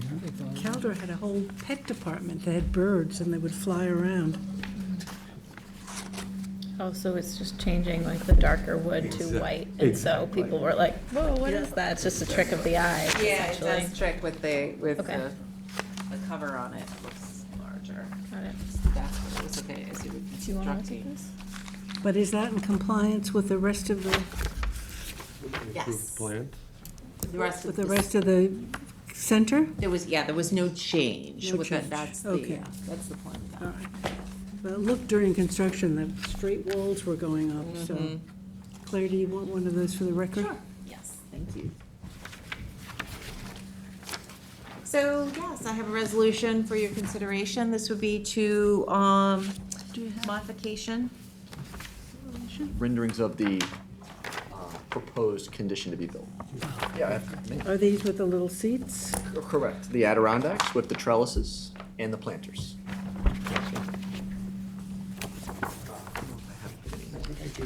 Yeah. There might be a few, yes. Was there, last time there was some discussion about seeing the rendering, but then also the snow removal plan and, different times of year. I read about that in the leaves and newspaper. Whatever. Where's my That was target? discussion, and I believe there was, that wasn't as much of a concern because we realized that it's entirely underneath this portico. The snow wouldn't get back there. You'd be surprised in the winter how much snow blows around and drifts. You get, particularly, you get drifts in this parking lot. Just wanting to know that there's collaboration with the Kimco, that there's no issue for them to, have to navigate around these structures for snow removal, because it is a lot extra work. They've already indicated their support for this proposed Okay, design. and in the depth of winter, are you leaving out the Adirondack chairs, or? That's an operation item. I don't know if, I think Allison is on? Mathern is on electronically. But yes, I believe they're bolted down and they'll remain there year-round. That is the intention. So you'll go through a period of a year. I think we should review that after a year. It might work, it might not work at all, good intentions and. We do If have the board weather. insists on that, we'll come back to you in a Yeah, year. let's do a review after a season of operating, Claire. About the chairs? The outdoor Hamptons display. If it's satisfactory after that review, can we, Then you're all right. but yes, but can we I avoid think you should having come to annually, back? every 6 months. Yeah, it's just different, and I think the board was expressing concern with potential litter, and then potential with the snow removal or leaves blowing around or anything like that, that it would be, an extra catch area. Catch it and then be a Right, nuisance. yeah. Yeah. So I think it's a good idea to take a look at it Even, for again. example, with deer fences that go up, which are necessary for some of the ag fields, we require that litter be removed from the front that blows in or from the rear. Yeah, so Well, it's a maintenance thing. And I will say, we have all been to Targets before. Generally, they're very well maintained, right? Kimco maintains this shopping center in a very orderly fashion. I would expect nothing. Yes. It's front of house, it's focal, it's intended to look nice, so. That does the snow removal on the site? Is it Target or is it Kimco? Kimco. It's Kimco, Kimco. property owner. Yes. Okay. Can you explain these dots? So it's a striping item. It's been in the approved plans since. I think that's the first time I've First time seen I've it. seen it. Yeah, instead of a walkway with traditional Yes. horizontal lines like a ladder, we chose to go with those. So, And it's just paint on asphalt. It is, yes. Correct. so can you step on the cracks?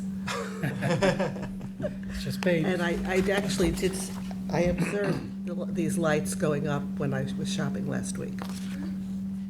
Did you like them? Yes. Good. Yes, the logo in white looks Yeah, nice. and the little bit of the pop of the red chairs gets your red, but I think it looks nice, personally. It's not the red bollards. Yes. And maybe you can, in a year's time, just give a report to Claire how. In a year? Are you telling us something? Are you announcing something, Claire? Oh, no, everybody knows. Know that. So would 6 months after or a year Well, I think after a year. CO I think they have to issued? go through 4 Okay. seasons. A season, so a year. A full So, full 4 seasons. and you want to them to submit how it's like a verbal, how it's going? I think something more casual than that. Could we submit a letter? If you guys have issues or Yeah. concerns, then we'll come back Because and we shop address them. there, so we'll know, yeah. I suspect we'll hear about it before a year, if there are be. real issues. Could be. Update from you? Sure, yes. Okay. 1 year after CO. Good. So you're gonna finish today? When are you opening? Nice. No, finish. We're gonna get with stamped you. approved plans today? Yeah. I would love that. You're looking at the fall, right? Are you? That's the Yeah. target, September, October. So you want these? So- You don't want to say Target. Okay, Claire, you want to vote on this? Any more questions? With a 5th condition for a letter update from the applicant. Yes, after 1 year, After 1 year. from on the issue of CO. outside displays. Okay, motion by Gloria, second by George, all in favor. Aye. Opposed, abstention, 6 in favor. project. 1 absent. Great. Community is looking forward to it. And thank you for being cooperative. You were this easy this evening, putting it before you. Thank you. Thank you. Thank you, everyone. Thank you. Number 12, Canal Properties, 1 North Road in Hampton Bays. So this is to release the 2 maintenance bonds. Janice actually inspected and found everything in good order. There's 2 maintenance bonds, one with phase 2 and one with phase 3. And the one with phase 2 is $42,698. And the phase 3 maintenance bond was for $9,149. There'll be 1 resolution that's been 2 resolved. Okay, we don't have that, but Yeah. does anybody have questions? No, George, no, no? I'll- Motion? Yep. Motion by George, second by Kate, all in favor? Aye. Opposed, abstentions, 6 in favor, 1 absent. Brenna? You are Knoll Crest Woods, lot it's, 11, Lot 11, 22 Carlisle Lane. 22 Sag Harbor. Carl Lane, Sag Harbor. So this is a, Knollcrest was a subdivision that was filed in 1986. The lots within the whole subdivision's within the APOD. And this is one of the smaller lots in the subdivision. It's 14,896 square feet. I might have given you more than, Okay, 2 different things? there's resolutions for your consideration. So the subdivision was approved alongside and prior to the enactment of the APOD, and you've seen, the board's seen these before. The code allows for you to consider these requests, which is a request to amend the covenant from 35% to 75% to be consistent with the APOD. Because of the size of the lot. Because of the size of the lot. So we're amending the covenant today. The request is to amend the covenant. The lot is disturbed by 84%, so it wouldn't conform to the 75% should the board approve. So they've also submitted a site disturbance and a revegetation plan. And I've been to the site and acknowledged that the 84% looked accurate. I've been working with the homeowners, and they submitted a plan to revegetate that. So most of the site has mature native trees throughout. And we have identified on site the southwest property line, or the bottom of the property, has a great canopy and a lot of untouched ground. So identified that space, which is about 1,800 square feet, where they can just supplement with ground cover and shrubs. And they've planned for, or proposing, a little over 100 inkberries and huckleberries, and as well as ferns. And they've let it go this past spring, because this came to us in January. So they had a spring of some regeneration on its own, and they've left the leaf litter in place. So it's a really good space, because it also a candidate for area to revegetate, and it also connects with the drainage area in the back that's been dedicated to the town. Great. So that will bring them back to the 75%? Yeah, they've actually proposed to bring it back to 72%. And then we'll look at the as-built when they request a final inspection, making sure that's accurate, or at least at 75. Why do we have 2? So there's 2 separate resolutions. One is to amend the covenant to 75, and then the second is for the revegetation plan, which also references the covenant amendment. Okay. Are there any questions? We have a supermajority vote on. Yeah, majority plus 1. Majority plus 1 on the covenant. Any questions on it? Okay, motion to adopt by Gloria, second by David, all in favor? Opposed, abstentions, 6 in favor, 1 absent, so you've got a supermajority. Thank you. And then we have to adopt the other. And the number 2 Re-veg. is the re-veg. Motion. Separate votes, motion by George, second by Gloria, all in favor? Aye. Opposed, abstention, 6 in favor, 1 absent. Thank you, Prina. That was item 24, I guess. No, that's a different one. 15. Okay, number 14, Teresa, Hanger Charlie, is Teresa here? No, she's not here. Here. What's his name is here? Yeah, there's another Knollcrest Woods later in Okay. there's another Knollcrest Woods later.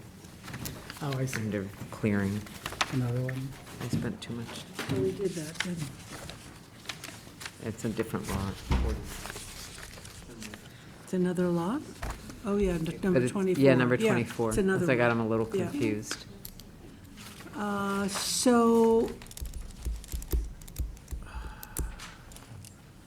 Anthony, I'm going to jump to you, to number 17, because Claire and Teresa are not here. Okay. So number 17, Kings Lane Estates, final application completeness. Remember this property here? Yes. That sort of weird intersection there. So this is Kings Lane Estate. This is a 4-lot subdivision. The property is in the CR 60. Yep, CR 60 zoning district and ag overlay district. We did a pre-application of this a while back. Let's see. We had some challenges with exiting in it. Yeah, exiting, and I believe they have the traffic information with us. Planning board had suggested, there was no adjacent open space, perimeter buffers, and maybe clearing restrictions to address ecological concerns of the property. Right now, we're incomplete, and my guess it'll come back on the 25th. Okay, deeming it incomplete. Number 17, motion. Motion. George, second by Gloria, and all in favor. Aye. Opposed, abstentions, 6 in favor and 1 absent. Teresa, you're here. Okay, let's do number 16, subdivision of Eric Rami. What about This Hanger is a Charlie? proposed two-lot subdivision. Oh, I'm sorry. Hanger Charlie is first. Number 14, and, okay. Yeah,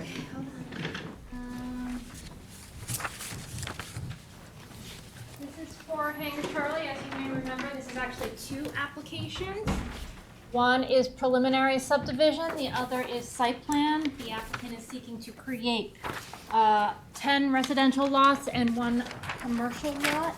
This is in the Quogue West Tourism Recreational PRD that was enacted under the town's own supervision or own volition to allow for restoration and remediation of the site that was a former dumping ground and C&D landfill.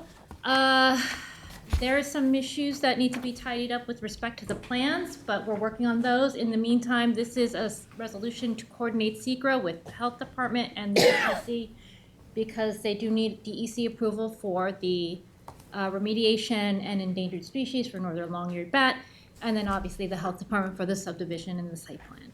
So this is just a resolution to begin that coordination because it's the 30 days before we can assume the lead agency. Okay? Okay, yep, good. So, motion? Motion. By Kate, second by Gloria, and all in favor? Aye. Opposed, abstention, 6 in favor, 1 absent. Okay. We're going to jump over Claire, because she's not here. Teresa, you want to come back up for number 16? Oh, here's Claire. Okay, sit down. Don't leave. Claire, number 15. you told us you'd Connor, right? be gone. Connor Friedlander. 207 Montauk Highway, Bridgehampton. So, are they here? Yeah, he was here right in the back. Where did he go?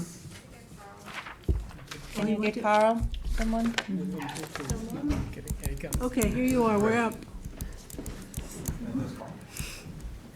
We need people to sit down and stay. Action in the... Check we can pass the sugar, Do you, please. they do not have copies of this, right? They do. This is the traffic study. Yes, so this is. I think Claire will sit I'm just too. gonna say a few words. Thank you. Pass that along. Some sugar? You know I would. Well, you actually don't know that about me, I but do. always. Thank you. How are you? So just briefly, so Connor is in the midst of, Connor Freelander subdivision is in the midst of seeker review. And the one issue that you wanted some assistance with is the applicant submitted a series of traffic studies. It's a big piece of property, big project. And you hired a consultant to review that. They provided a memo the day before the last planning board meeting.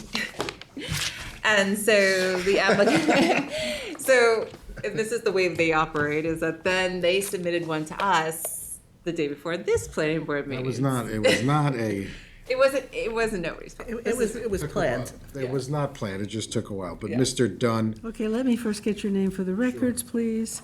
So Carl Benincasa the applicant, 860 Montauk Highway, Watermill. Greg Connor applicant. and Greg Connor. And Mr. Dunn is in the audience if you have any questions, but I'm assuming you haven't read this report yet? That's correct. Just handed to you. So I think Mr. Dunn has done a good job responding to LKMA's concerns or comments. One of the principal concerns was the fact that the traffic study, the traffic counts were originally in December. In this proposal, you'll see we're having in-season counts done in response. I don't know if you have any questions beyond that. Obviously, this is just being submitted, so we need some time for you to review it. How's the traffic signal coming along? We're going through the permitting process. They had comments. Walter, can you be more specific? I'm just curious. It's moving along. They had comments, we reacted to their comments, and it's moving. Okay, great. Yeah, so basically, they understand the comments from McLean, and they're gonna respond. Most of the responses, I got it 2 hours ago. I've looked through it. It seems like they're responding to everything, and I thought the summer counts were very important, so. But they're responding to McLean's concerns. We'll have a updated report or study that has some information in it, and then we'll go from there, and then refer that back to McLean for consideration. And we still do not know what might be there. No. So I guess I question how we can do a traffic study when we don't know what kind of facilities are going to be there. Well, Walter can answer how he did it, but it's my understanding that he did it based on the uses available.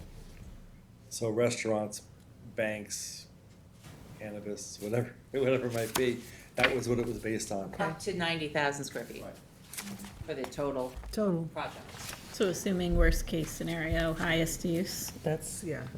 These are always done, obviously, prospectively, so that's how it's done.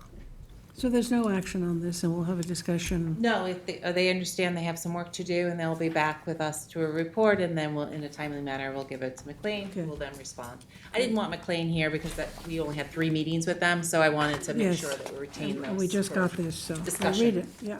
Yep. So Great. just no action. Okay. July 23rd would be ideal for me. I'm back. Yep. If you have a report, obviously, that's timing wise. They need time to respond anyways. Understood. And if we're gonna do summer traffic stuff, we're doing it. So You're doing it I'm now. gonna let you know we're doing it. Yeah. Well, that's. Yeah, I don't wanna wait for the July 23rd and then go ahead. Yeah, It'll take me a month to get it going, so. Eliminate the US Open traffic situation. Don't count Yeah. next week. Don't count, eliminate. Most of my subcontractors are saying, oh, Oh, yeah. Oh, yeah, and offices, medical offices are closed for the There's week. a library in Southampton at 3 Everyone's o'clock. it's a little bit of a nightmare. Good for you, not me. We'll be on TV, right? I'll be there. Okay, Okay. good, thanks so Thank you. much. Thank you. Thank you all. Now, Teresa. Number 16, subdivision of Eric Rami, 1653 Millstone Road in Noyak.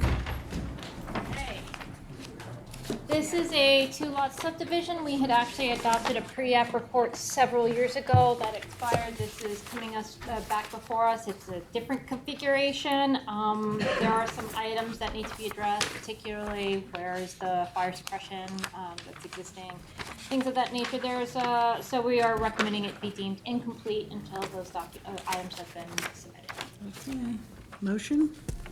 Motion. By Kate, second by Gloria, and all in favor? Aye. Opposed, abstention, 6 in favor, 1 absent. Anthony, you have number 17, Kings Lane Estates. Did that one, so. We did that. 18, it's 890 Scuttle Hole Road.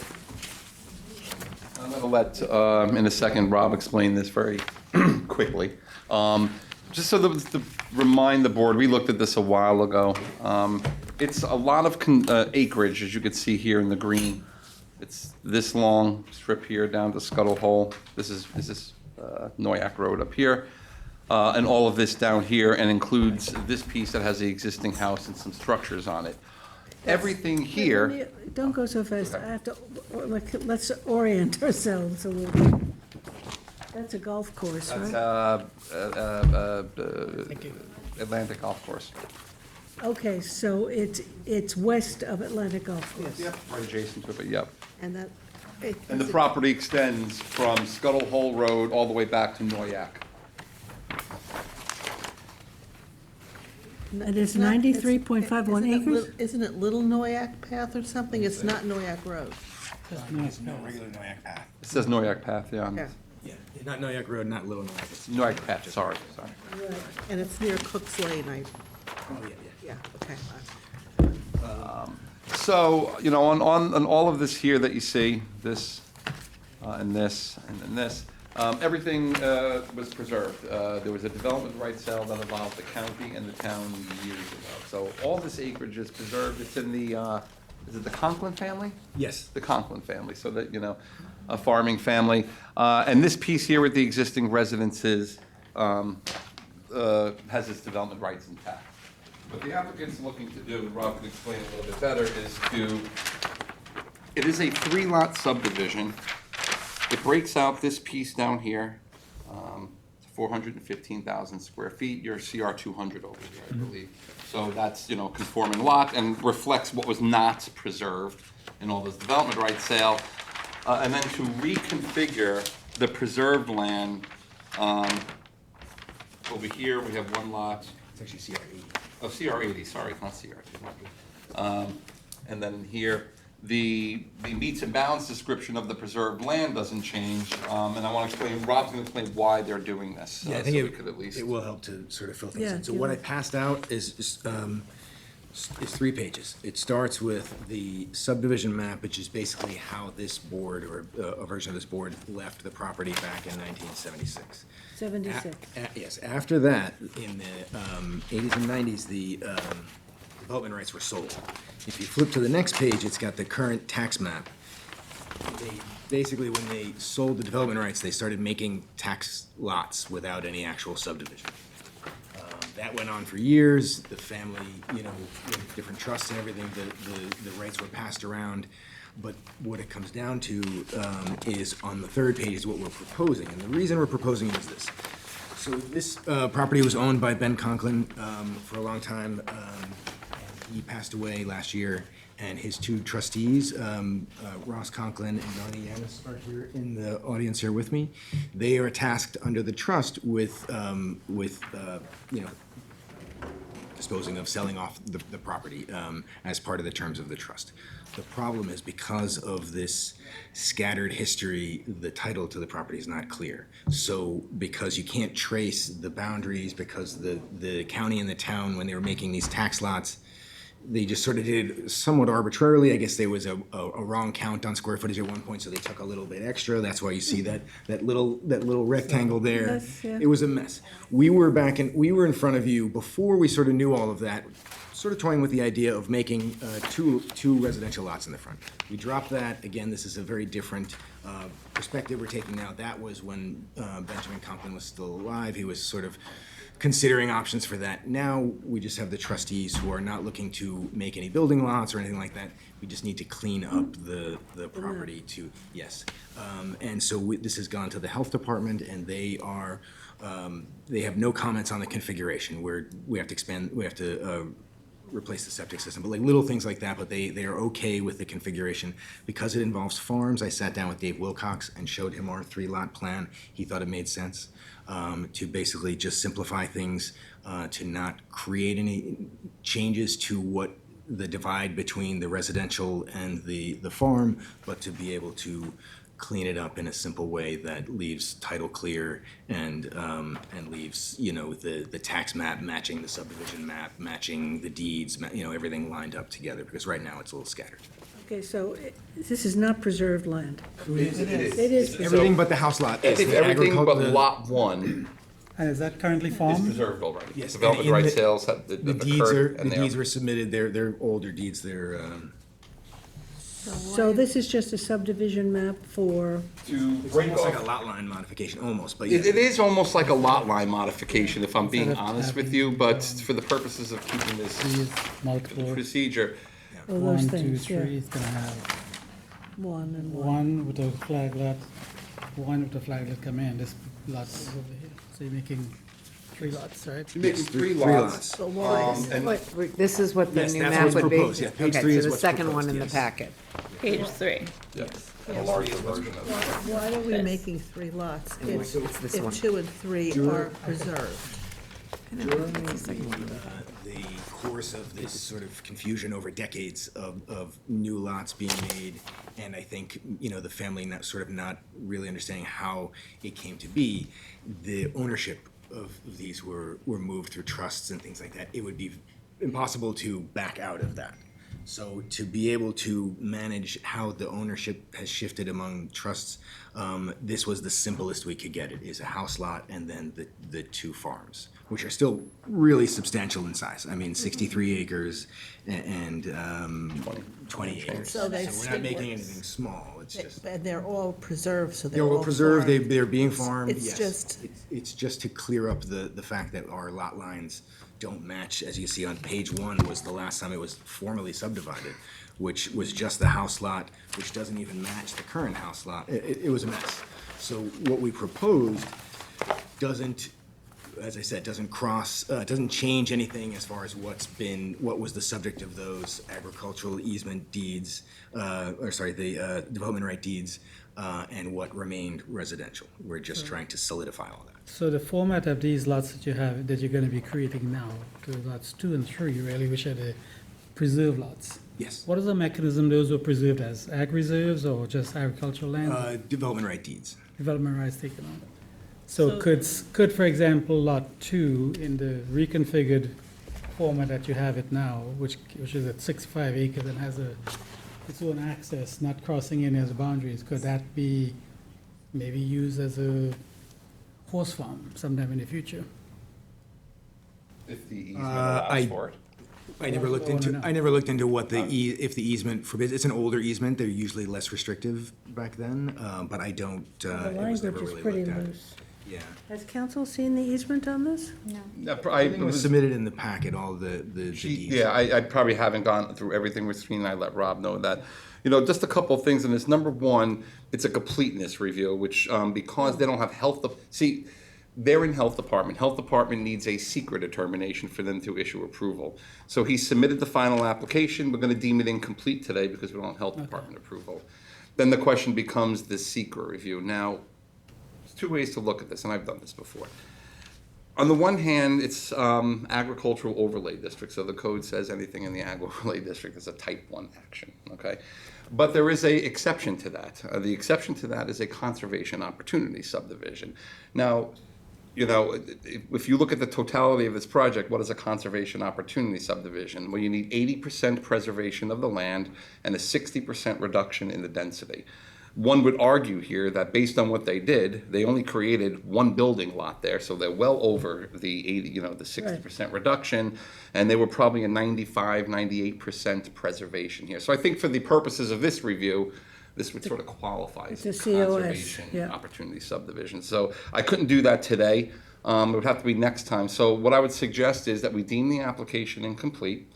I'll put it on again for next time, and I'll work with Christina, Yeah. review everything, and if everything looks okay in terms of those, then we could just do the Yeah. next It'd deck be and good then move forward with to this get a thing. history of what the covenant allows. Yeah. We've It's learned important. that covenant wording is really important. Yeah, sometimes It's a there's really good discrepancy. point, and so, just looking at the timeline, so it was 2010 was when equestrian was added to the Ag and Markets Law, I think. So if this doesn't reference enhanced easement rights, that were purchased, an additional purchase could potentially be made of development rights that would limit this to growing food, which I think was the intent of the Enhanced. Of the family. of the original, right, so like agriculture, the development rights were purchased under the definition of agriculture in 2007. However, a lot has been added to agriculture, equestrian, cannabis, et cetera, that doesn't meet the intent, or what I'm presuming the intent was of this easement. So I think we really need to look at that, and this is an opportunity for us to match the intent of the preservation with an action that does clean it up and make sense. So it kind of loops everything together in terms of the estate planning as well. So something to discuss with your client. And that would be, the idea of that would be an additional, That's something council would have to advise on, but yeah, we can certainly talk about it. Yeah, because I mean, the town has done enhanced rights purchasing more recently. Yes. That's a new, last couple of years, I think, yeah. I think it's something. But it you know, certainly obviously complies you'll to a conservation handle that. opportunity subdivision, yeah. Okay. All right, so we're gonna deem it So we incomplete? deem it incomplete. I'll deal with Rob and Christine on those legal documents. We'll look into this as well. You know, the expanded, what's the word we use here? Enhanced easement, yeah. Would you like these back? Exactly. Oh, please. Okay, a motion to deem this incomplete. Motion by Gloria, second by Kate. All in favor? Aye. 6 in favor and 1 absent. Thank you. Okay, number 19, 18 Vale Avenue, resident of East Quogue. John Pacone.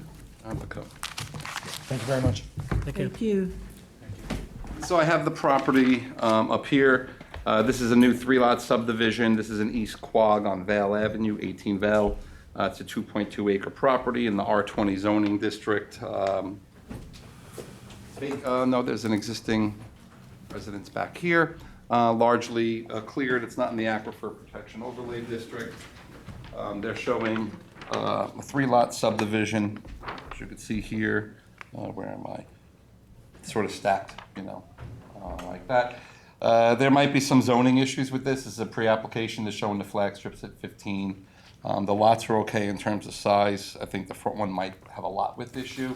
So we'll identify these issues in the report. This one's actually complete. So I recommend deeming this one complete, scheduling the hearing for July 9th.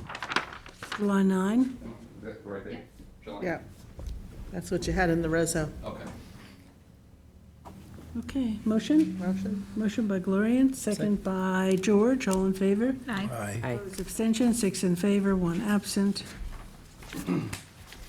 Number 20, Hamlet of Hampton Bay, Rabbit Hole Restaurant. So we looked at this, we did a pre-submission on this on this property. This is motel zone. This is along the stretch of highway in Hampton Bays where Edgewater restaurant is. So this is Edgewater here, I yep. believe. Yep. And so we were looking at this property. You might recall there's an existing residence back there, then another detached structure.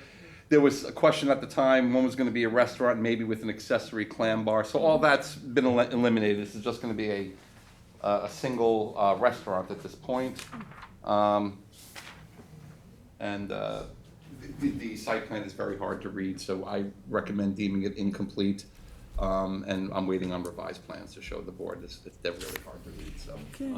So just will incomplete this one. Motion for incomplete, Motion. George, second by Leslie, all in favor? Aye. Opposed, abstention, 6 in favor and 1 absent. Anthony, number 21, 3310 Noyak Road. Yeah, so everybody knows, this is the property here on the south side of Noyak Road. We have the marina right here across the, largely across the street. Remember, this was Eddie Burke's property. It's got a single-family residence on there. It is HC, a Hamlet commercial zoned.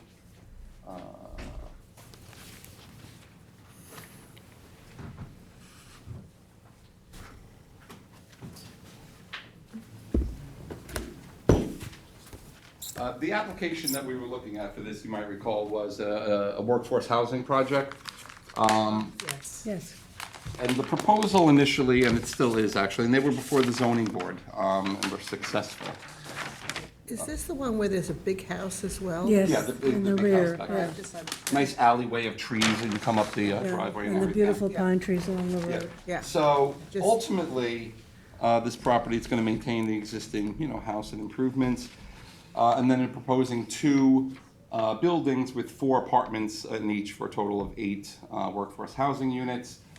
This is a phased development. They have approval from the ZBA for 8. We're gonna do this as a phase, review it as a phase, because right now they have a health department issue, and the health department isn't being particularly helpful here. So they'll have to probably do 4, and then another 4 when they could get enough, development rights or sanitary flow credits or something. Just because an 8-unit workforce housing development is, to put in a sewage treatment for that is probably cost prohibitive at this point. But in any case, if the application is incomplete, we're just waiting. They're gonna get the town engineer some additional information. So we're gonna deem this incomplete at this point. So this is a special exception? Site plan special exception.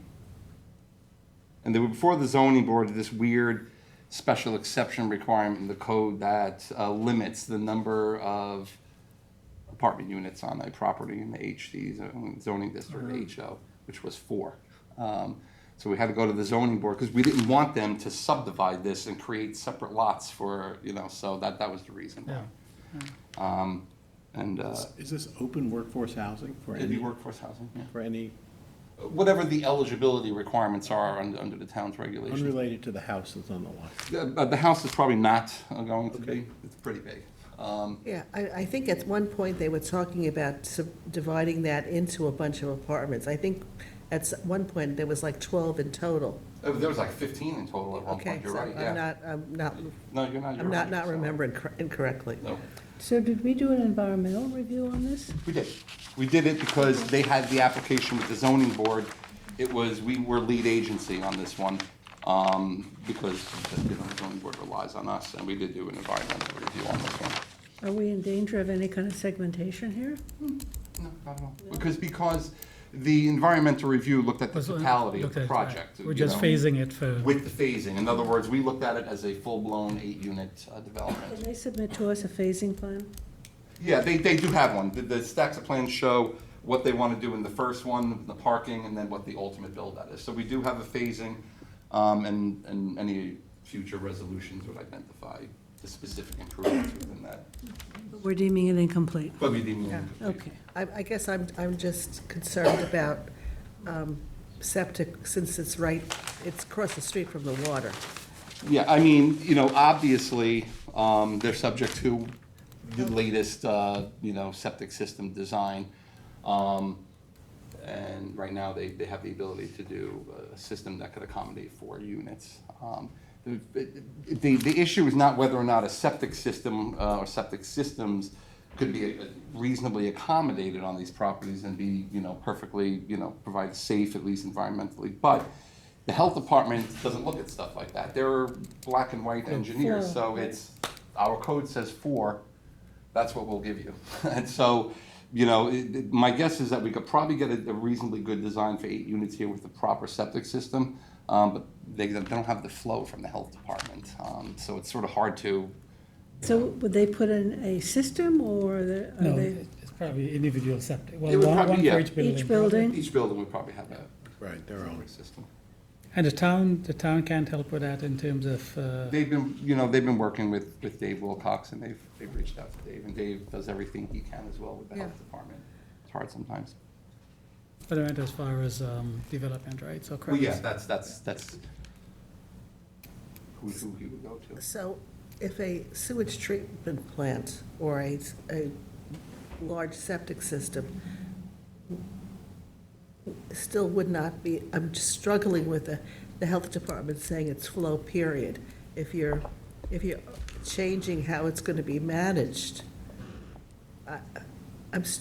So Do you hear what I'm- for the health department has a certain flow, a certain amount of that design flow that you're allowed for on-site septic system and water. Okay, that's what they're approving. And The water supply that's is not- based on the size of your property. That's You get based so on the many size of the so property. many gallons per acre of property. 100%. Now they're proposing 8 units. What the health department's probably saying is, just flat out, you don't have enough flow to accommodate, from our perspective. In other words, right now, the size of this property, the amount of flow needed accommodates 4 additional apartments here, not 8. If the applicant went in there with a STP plant, yes, the health department isn't going to raise the issue anymore. Okay. The problem is. It's expensive. Now, from the applicant's perspective, if I'm doing a workforce housing with 8, that's my density, 8 at the max end, I 4. can't afford an I can't afford STP. an STP. Okay.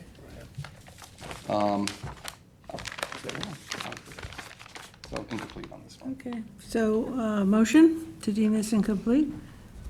Motion. Kate, second by David, all in favor? Aye. Opposed, abstention, 6 in favor, 1 absent. Anthony? I don't have to put anything up for this one. 911 Flanders, At the yeah. Circle. So they came in with their formal application. It looks really good. They just got to clean up some stuff for the town engineer. So we're just going to deem it incomplete today. Okay, motion to deem it incomplete. Motion by George, second by Leslie, all in favor? Aye. Opposed, abstention, 6 in favor, 1 absent. Claire, number 23, Aria T, So that to Montauk Highway. Right, so that was one that received a pre-submission report and a variance from the zoning board of appeals What's the to address? allow the 3 buildings on the 292. property. Let's put that up. They submitted a full site plan application. It was referred to town engineer, who recommending it deemed complete. What happened? This is where we had lots of questions about traffic. Yes, so you did, at the time of SECR, so you did complete SECR for the zoning board of This appeals. is sort of near the car wash. Right, and there was a traffic analysis, and that was reviewed by your consultants, and they concluded that it was going to be Yeah, I'm just in keeping. replaying the application in my head. Yeah, exactly. So, we know this situation, there's a parking lot in front of it every morning, but it's, this project will not contribute to that. Where is this, you're saying, next to the car wash down in Hampton Bay? Okay. Right, exactly. And there are 3 buildings on this site, right? 3 proposed buildings, yes. 10,000, 12,000, 7,000. It's going to have no traffic impact. We have a lot of vehicle business. The uses, it's HB, the uses in HB are naturally lower impacting uses. So it is recommended to be deemed complete, and I think there's room on July 9th. Say again? July 9, okay. Motion to deem it complete and schedule a public hearing for July 9. Motion by Gloria, second by Kate, all in favor? Aye. Opposed, abstention, 6 in favor, 1 absent. Anthony, you're back, 24 Knollcrest Woods, Lot 47, 11 Mount Misery Drive, covenant amendment.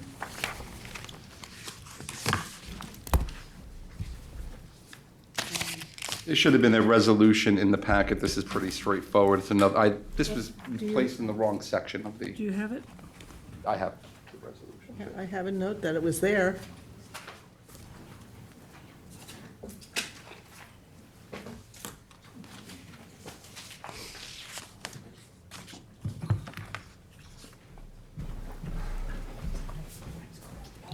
This was the request, this is Mr. Neely's property.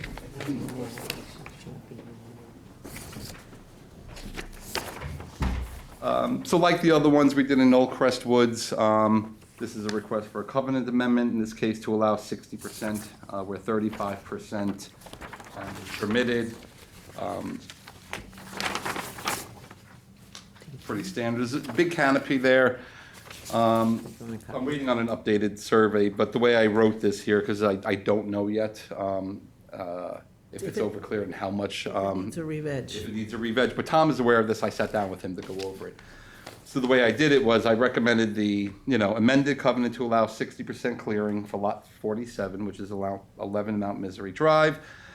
Subject to the following: the town attorney review and approval of legal documents, the filing of amended covenant with the county clerk, a submission of that filed amended, and then submission of an updated survey verifying clearing limitations, calculations, and if necessary, a site disturbance to bring the property into compliance. Right now, I'm looking at roughly maybe 900 square feet that was the issue, but I wanted to verify it before so I just put it as a condition, and we'll bring it back if we have to. Yeah, looks like the property next to it certainly is vegetated nicely. Yep. It's hit or miss in this subdivision. It just is. There's a lot of ornamental stuff in there. So this was one of the ones where the subdivision was created before APOD, and so we're Yeah. modifying to comply with APOD. Great, thanks. And it's subject to those conditions. Okay. So we'll get another bite at the apple if You will if get they're another bite at the apple. if they're overcleared. 100%. Motion. Motion by George, second by Gloria, and all in favor. Opposed, abstention, 6 in favor, 1 absent. Teresa, 25, subdivision of Sanford, Louise B. Sanford, This is- 546 Little Noyak Path. This is a parcel that was issued building permit, and it was determined that they were overcleared after the permit was issued and they were doing the construction. So they came in for a site disturbance to revegetate approximately 8,000 square feet. We had them do some minor revisions to the revegetation plan. It's now acceptable, and so we're recommending approval for the revegetation plan. 8,000 square feet, It's a big wow, lot. incredible. Yeah. 8,540 Water square mill, feet. wow. Yeah, it's a big lot, and like the areas where that were overcleared were kind of like small strips that needed to be, well, not small, I guess, but they were like strips along the areas of development when they did the construction. So those are getting tidied up. Project limiting fencing. Yes. That's why we need it, yeah. Okay, any questions? Motion to approve, Kate? Motion by Kate, second by Second. Gloria, and all in favor. Aye. Hi. Opposed, abstention, 6 in favor, 1 absent. Bless you. Thank you. Number 26, Anthony, Ocean View Park, map 113, section 1. Yeah. I'm going to hand out, it was in the package, but, you know, these development rights, transfers and everything sometimes require editing, so I have Okay. one here for you. But just to remind the board, this is an old filed map situation. It's a development section that this board approved. I'll just quickly put on the layer so you can see it. And where is it? Where are we again here? It's in Hamlet of North Sea. This is North Sea, so let me just get some context here. Where are we? Roses Grove Road to the north, and then this is Middle Line Highway to the north. Where's my house? That I don't know. I can see it, That's- actually. That's deliberate. If you look, again, this is a development section map. Let me just put the layer on. I looked at the map, but I couldn't see I couldn't find a road. It's very hard because some of them, they get laid out when lots are being built on these old file maps. But you can see here, development section, this is the lot right here. And just as a little house cleaning, you have the same situation down here.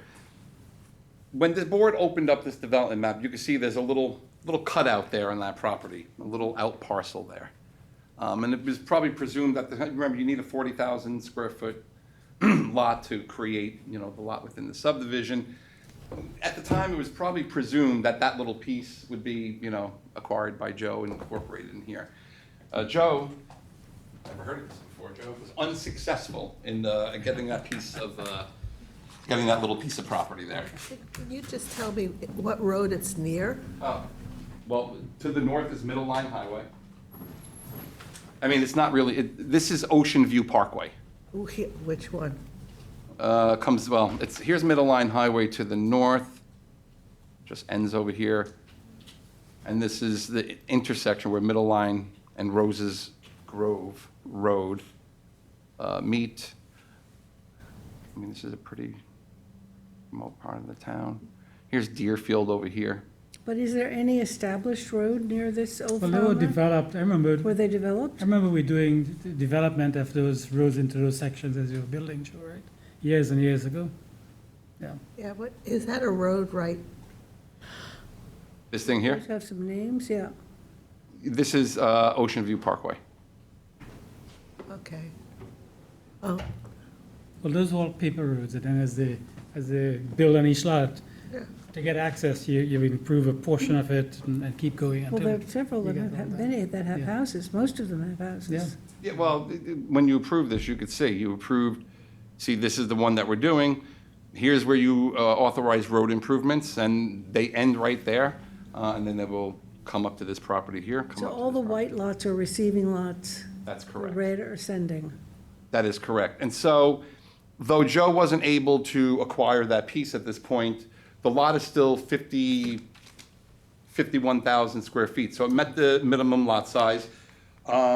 And Joe provided the development rights based on that lot size. So he didn't Well, they're consider what was, that little piece at this point. That was the first thing I asked Joe. I said, why didn't you get this piece here? Anthony, you have some paperwork up here. Are you Using looking for attached this? to- That's what I'm looking for. Okay. And as you know, the code allows for half of the development rights to come from outside the school district, provided that we have 6 votes. And so if you look at the resolution here, these old file map resolutions are very filled with numbers and Numbers. calculations.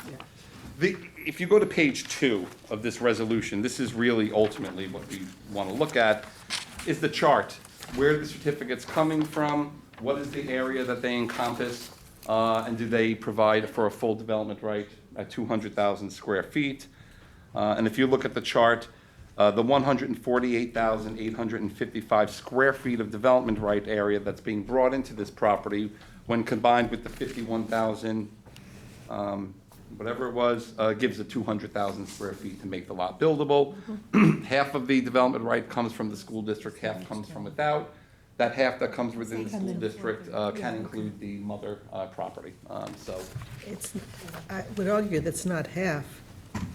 what's that? It's 100,000 from outside the school district and You have to 50.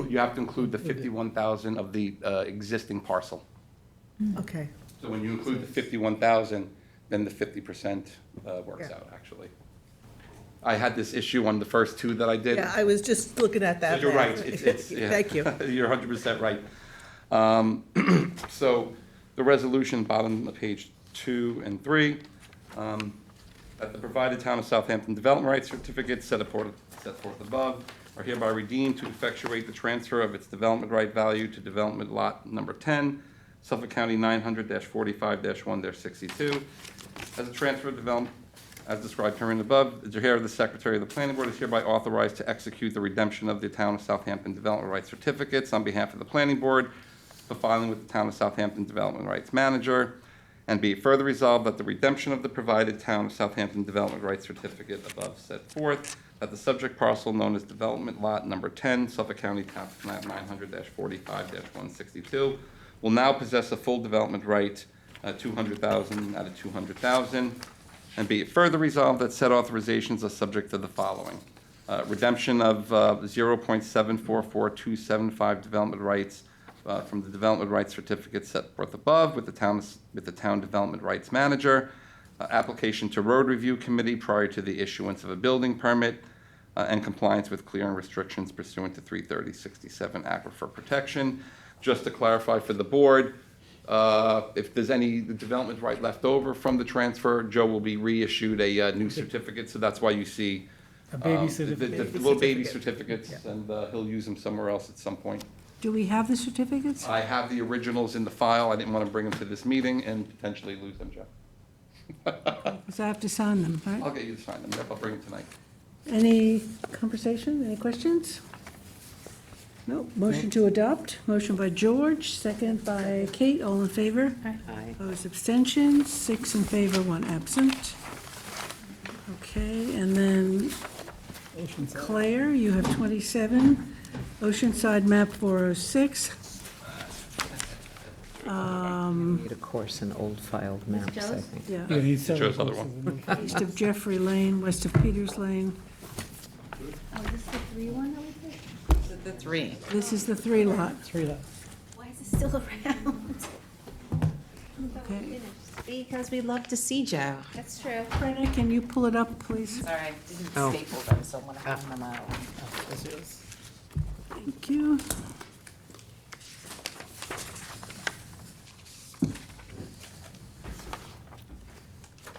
You had a staple problem?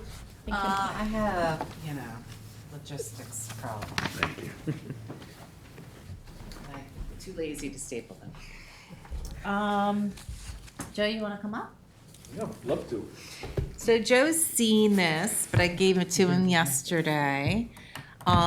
So where we're at is, through the process, there was five lots being discussed.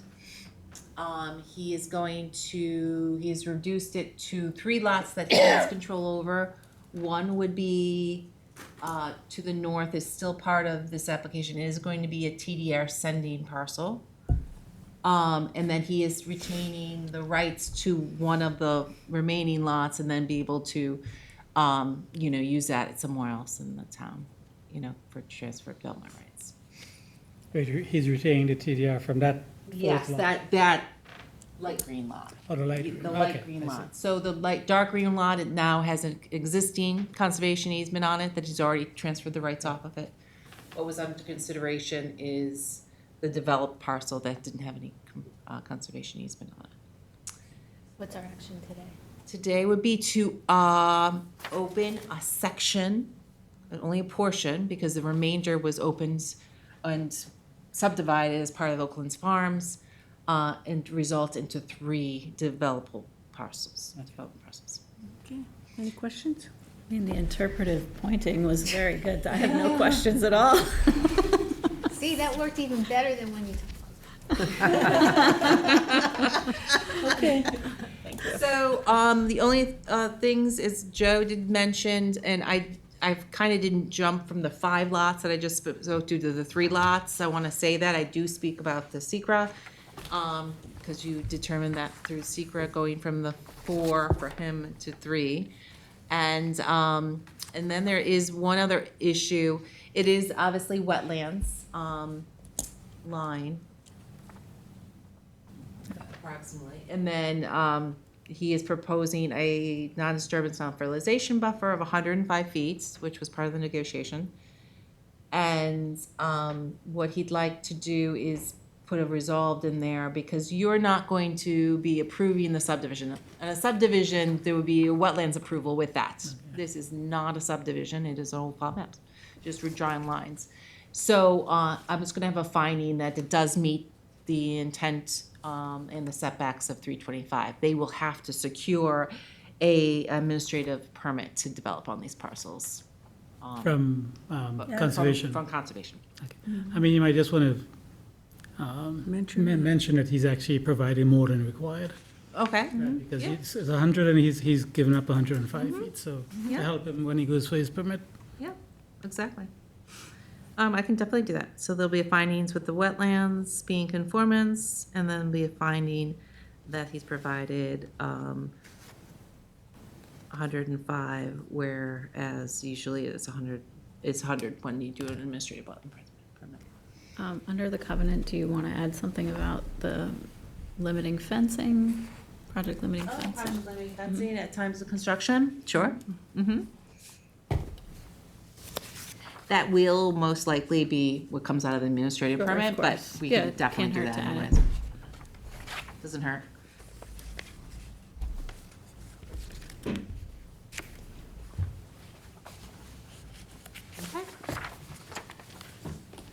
Any questions? For your consideration. Motion to approve by Kate, second by David. All in favor?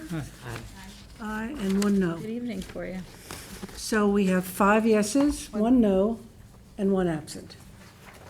Claire, I know we just voted, but Yes. the third from the bottom, whereas on the back side, what does that mean? I'm guessing you voted no. The third from the bottom on page 1 or page 2? The back of page 1. So page 2. Page 2. Sorry. So the third from the bottom. Whereas the town of Southampton reserves its right to review any application on a case-by-case basis, individual circumstances or property conditions that may exist and are beyond the scope of this evaluation that could further alter the level of priority or potential for application of a land use alternative. What does that mean? It is a cut and paste So that's one. So it's taken from like a Jackie resolution, and Jackie Fenlon, Yes. the queen of all Old file maps. Alpha maps.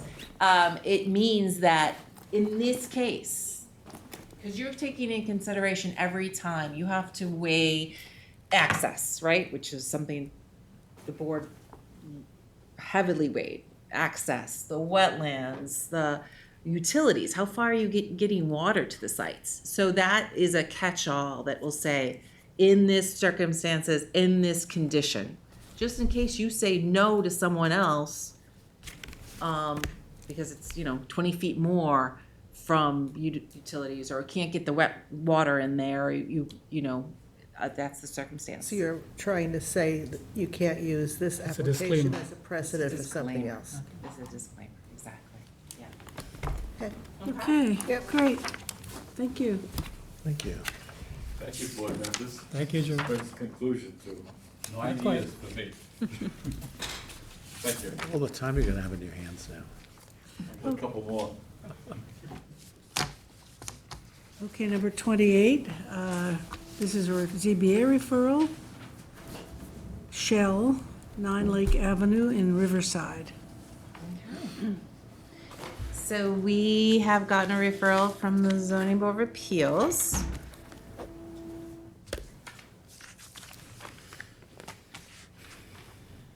For, this canopy. This is. That's at the circle. Yes, this is, the circle's very busy now. Yeah. So obviously 7-Eleven is on the other opposite corner. Right there. Manure, A&E, that was the name of the site plan with us, but it was 76. We had just looked at for signage. Right. As a referral. It's too high. Too high and digital. It's gone, got variances from the zoning board of appeals, but right now it's in front of this ARB for design.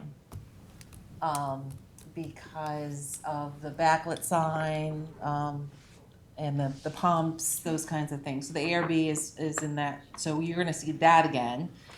This one is, initially, they were going to the zoning board of appeals just for the signage, but then they decided they wanted a canopy. And the canopy would need a setback variance and pyramid variance. So that's the canopy Pumps information. do sit out in the open. Yeah, the Yeah, canopy looks so and much almost better. all of them have canopies, right? Yeah. So they want a canopy now, and then that triggers site plan review. So the planning board would review that. Now we are going to look at the signage too. Yes. It is zoned HB, so that does allow, as Zoned opposed HB. to the other one on the corner, which we have all these different zones. What a mess. That one was village business because it was on the edge of the town, but this one's zoned HB, so they are allowed tastefully designed, internally illuminated. But they are going for on the sign for the statement digital signs. Didn't we have a conversation about these signs, and someone talked about e-digital signs that were, We're talking about, we're trying to encourage people to come in with an e-sign, digital ink sign, Right. changeable, push your Right. phone, change it. Right. So hopefully that's something we can do. yeah. So in this case, obviously a canopy, they're gonna need a variance in any case. Mm-hmm. They should have a canopy. The design of the canopy though, maybe something you'd wanna look to have a better design, maybe wood appearing, peaked, but then they probably need more of a variance, so that's something. I think the one, going back to Manir, that's flat, the new one for 7-Eleven is going to be peaked. Do we have a street view in this area? I tried to street view it, I couldn't. The other thing we talked about was 7-Eleven, although they're back a bit further, was adding There you some go. street trees All right, so that it softens that. It'll look a lot better with a canopy. Yeah, could we add more trees there in that green space though? Just to soften the Yeah. look of it, and also the whole circle? I mean, there's a lot of people We're walking. gonna have site around plan here. review, Oh, so right, this is so just that's- with, this is just with Just the the ZBA. ZBA right now. Yeah. So right now, So- I think you have no issue with the canopy. You may want to have, we might add Any other additional design elements. Are there any other designs, any other gas stations here? Yeah, there's a. And one on the other Will be, corner. there's the Phillips. and What we're does gonna have the 76 Brandon. have? It's gonna be 3 gas stations on the circle, Can you zoom in? right? Yep. Okay, That's here- 76. That's the one we're wrestling with. 76, that's. That So- is gonna be plainer, white with the That's the one Gas closest to prices. McDonald's. internally illuminated 76. So that's gonna change the Yeah, that was taken some time ago. That's going to be, yeah. That is coming, that sign is coming physically down, and it's going to be internally illuminated 76, and then we're talking about the digital on that one, and then the food mart is coming off. That's, we definitely want to say no food mart, no advertisement. And the vacant lot that's going to be the gas station, the 7-Eleven is behind it, right? Correct. So on the circle will be the gas station. Will be the pumps, yeah. Yeah. Yeah, the pumps and the canopy, which is peaked. So there is a little bit of peak roof on this thing. Go back to this, I'm sorry. There is a little bit of a feature there. Maybe we could ask for a low peak that would Maybe match that. At the back where the building is. See that? See that, there is a peak to those, that structure right Look here. at those cold beer signs. I don't know. Here. I'd rather add some foliage to it if they're gonna. Rather than spend so some- flat, the flat is Flat fine. is fine, There's a I flat think. across the road, right? And it's Yeah, the kind of- flat Soften across the the road was view. good. And Add it some is actually, greenery. it's got this kind of mansard little Yeah. little It's thing. not So the canopy design is good? Yeah. Okay. Yeah. It's the signage. Or greenery would be, make it, would Yeah, soften the this signage whole should be circle. lower, you know. And more Do you want to green. ask for like a monument sign? I know. They look so much better than those things. They do. So true. Well, definitely. How about suggest a monument sign? Alley sign too. Right, that was similar to what West Hampton and Hampton Bays 7-Eleven put in, kind of matched that as a style guide. And the other 7-Elevens have been putting them out, right? Yeah, that's what I was saying, in West Yeah. Hampton and Monument. Hampton Bays had Hampton them. Bays, definitely, yeah. And there's another one that went up there somewhere. And then 7-Eleven was decided. So that's, I mean, they have that as their record. So, Yeah, that's what we did. so like 7-Eleven or Hampton. Okay. Obviously, the striping on the building, that's a sign. That'll have to be removed, so I'm gonna say that.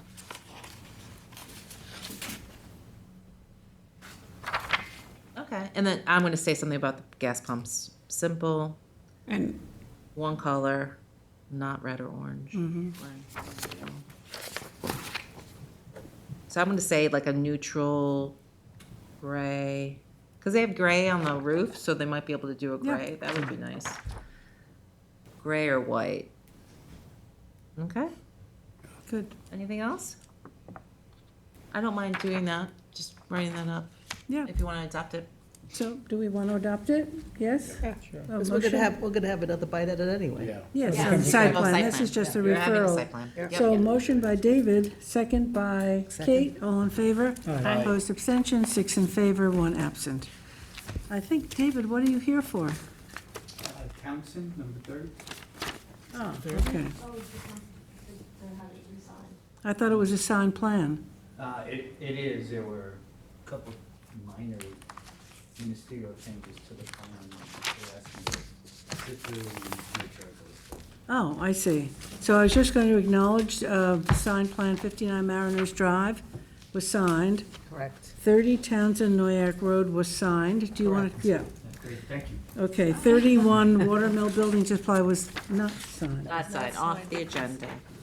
The health department hasn't signed it yet. Right, so that's, Okay, so it's off the agenda, and we can we are adjourn. done.